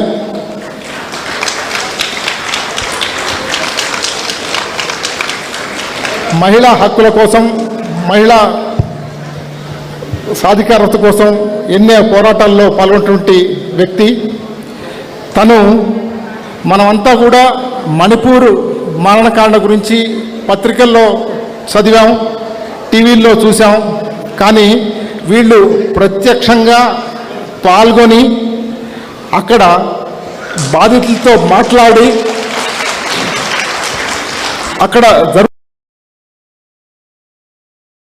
జరుగుతున్నటువంటి విషయాల్ని మనకి కళ్ళకు కట్టినట్టుగా చెప్పడానికి వచ్చున్నారు. ఇంకొక విషయం ఏంటంటే వీళ్ళు ఒకసారి అక్కడికి వెళ్ళిన తర్వాతనే అక్కడ ప్రభుత్వంలో కొంత కదలిక వచ్చింది. ఆ కదలిక ఏ రకంగా అంటే వీళ్ళు మాట్లాడింది అంటే స్టేట్ స్పాన్సర్డ్ వైలెన్స్ అంటే రాజ్యం ప్రోత్సాహంతో జరిగినటువంటి హింస అని అన్నందుకు వీళ్ళ మీద రాజ్యద్రోహం అనే కేసు కూడా పెట్టడం జరిగింది. ఆ కేసులో అది కేసు కూడా ఇంకా ఉంది. అటువంటి కొత్త అని రాజా గారు. నెక్స్ట్ మరియం థావలే గారు, 5వ జనరల్ సెక్రటరీ, మేడం గారిని స్టేజ్ మీదకి రావాల్సిందిగా కోరుతున్నాం.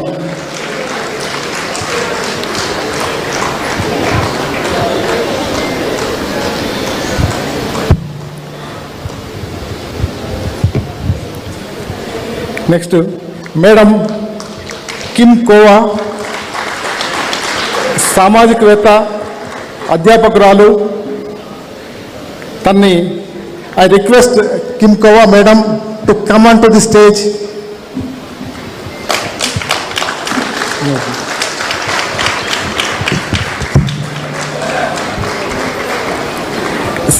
సిసిఏ కార్యకర్తల్లో ఉన్నటువంటి శేషగిరి గారు, అడ్వకేట్ శేషగిరి గారిని కూడా వేదిక మీదకి రావాల్సిందిగా కోరుతున్నాం.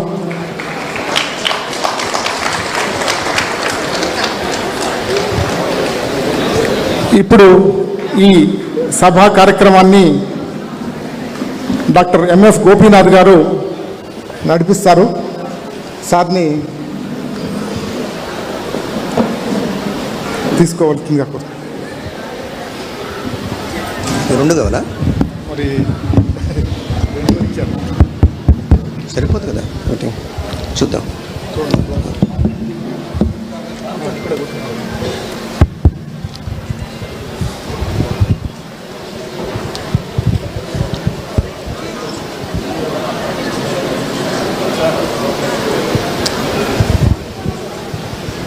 ఈ సభకు వచ్చిన మీ అందరికీ కూడా ధన్యవాదాలు.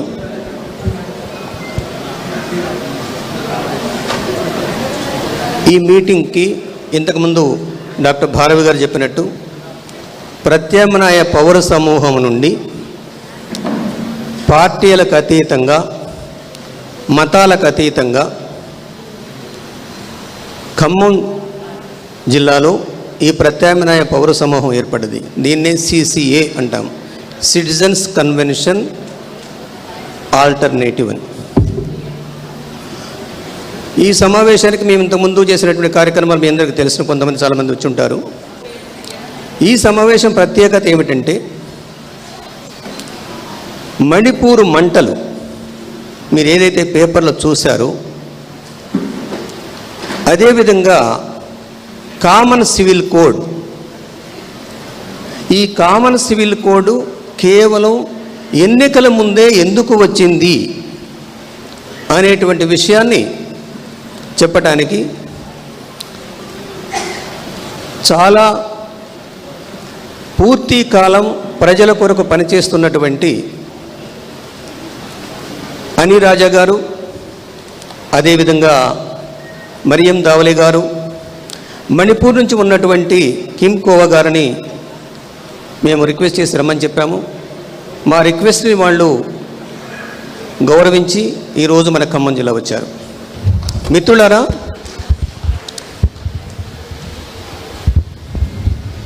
ఈరోజు ఈ క్షణము భారతదేశంలో ఒక సివిల్ వార్ జరుగుతున్నది. ఆ సివిల్ వార్లో భాగంగానే మణిపూర్ మంటలు. అదేవిధంగా యూనిఫామ్ సివిల్ కోడ్ అనేది ఎన్నికల ముందే ఎందుకు తీసుకొస్తున్నారు? ఈ విషయాన్ని ఎవరు తీసుకొస్తున్నారు? మణిపూర్లో మంటలు రాజేసింది ఎవరు? దాన్ని ఒక రెండు సమూహాల మధ్యన, రెండు తెగల మధ్యన తగాదాగా వక్రీకరించడానికి గల కారణం ఏమిటి? అదే ఛత్తీస్గఢ్లో చేశారు, హర్యానాలో చేశారు, ఢిల్లీలో చేశారు. రేపు కర్ణాటకలో ప్రయత్నించారు. అదృష్టవశాత్తు ఆ శక్తుల్ని ప్రజలు తరిమి కొట్టారు. ఈరోజు ఈ దేశంలో ఒక సోషల్ క్రైసిస్ ఉన్నది, ఒక కల్చరల్ క్రైసిస్ ఉన్నది, ఒక స్పిరిచువల్ క్రైసిస్ కూడా ఉన్నది. ఈరోజు శత్రువు ప్రజాద్రోహులు దేశభక్తి ముసుగులో ప్రజల్ని సమూహాలను విడగొట్టి, ఏ కులానికి ఆ కులాన్ని విడగొట్టి, ఏ మతానికి ఆ మతం విడగొట్టి, కులోన్మాదం మతోన్మాదం ఈ దేశ ప్రజల మీద 140 కోట్ల జనాభా మీద రుద్దటానికి ప్రయత్నాలు జరుగుతున్నాయి. 2014 కన్నా ముందు 2014 తర్వాత అనేటువంటి ఒక చరిత్ర రాయాల్సిన అవసరం ఉంది. ఈ చరిత్ర ఏమిటంటే 1920లలో ఇటలీలో జరిగినటువంటి దుర్మార్గాలు ఏవైతే ఉన్నాయో, 1930లో జర్మనీలో జరిగినటువంటి దుర్మార్గం ఏదైతే ఉందో, ఈ 2 దుర్మార్గాలు రెండవ ప్రపంచ యుద్ధంగా ఏ విధంగా పరిణమించిందో, వాళ్ళ అడుగుజాడల్లోనే ఆ సంతతే ఈరోజు భారతదేశాన్ని ముక్కలుగా విడగొట్టడానికి ప్రయత్నిస్తుంది. ఈశాన్య భారతాన్ని ఇప్పటికే సైన్యంతో నింపేసింది, కశ్మీరుని విడగొట్టింది, ఢిల్లీలో ప్రభుత్వం యొక్క హక్కులను మొత్తం కూడా కాజేసింది. ఇదంతా ఎవరు చేస్తున్నారనే విషయం మీ అందరికీ స్పష్టమే. ఈ ఫ్యాసిస్ట్ ఫోర్సెస్ని, ఈ మతోన్మాదుల్ని, ఈ కులోన్మాదులని అరికట్టకపోతే భారతదేశం ముక్కచెక్కలయ్యేటువంటి ప్రమాదం ఉంది. ఇది మీరందరూ గమనించాల్సిన విషయం ఉంది. ఈరోజు ఈ శత్రుమూకలు మీ ఇంటి తలుపు దగ్గర కాచుకొని కూర్చున్నాయి. మేము దేశభక్తులు అనే ముసుగులో వీళ్ళు యదవవేషాలు వేస్తున్నారు. దేశభక్తి ముసుగులో అత్యాచారాలు చేస్తున్నారు. దేశభక్తి ముసుగులో అందరిని చంపేస్తున్నారు. ఎథ్నిక్ క్లీన్జింగ్ అనేటువంటి ఒక దాన్ని చూసుకొని జర్మనీలో జ్యూస్ని ఎట్లయితే గ్యాస్ ఛాంబర్లో పెట్టేసి చంపేశారో 60 లక్షల మంది జ్యూస్ని, అది భారతదేశంలో ఆచరణలో పెట్టడానికి ఈ దేశద్రోహ శక్తులంతా కూడా కలిసి ఉన్నాయి. ఈరోజు మీ అందరూ ఇక్కడ కూర్చున్నారు, ఇక్కడ స్టేజ్ మీద కూర్చున్నారు. మనమందరం వాళ్ళ దృష్టిలో దేశద్రోహులం. కానీ అసలు ఈ దేశాన్ని ఇప్పుడు పరిపాలిస్తున్నటువంటి వాళ్ళు ఎవరు? ఈ దేశాన్ని పరిపాలిస్తున్న వాళ్ళు మొత్తం కూడా దేశద్రోహులు అని చెప్పేసి నేను బాహాటంగా చెప్పదలుచుకున్నా. ఈ దేశద్రోహులు దేశ సంపదని కొన్ని 28 కుటుంబాలకి ఒప్పజెప్తున్నారు. ఈ దేశంలో ఉన్నటువంటి బ్యాంకులను లూట్ చేసిన 15 లక్షల కోట్ల రూపాయలని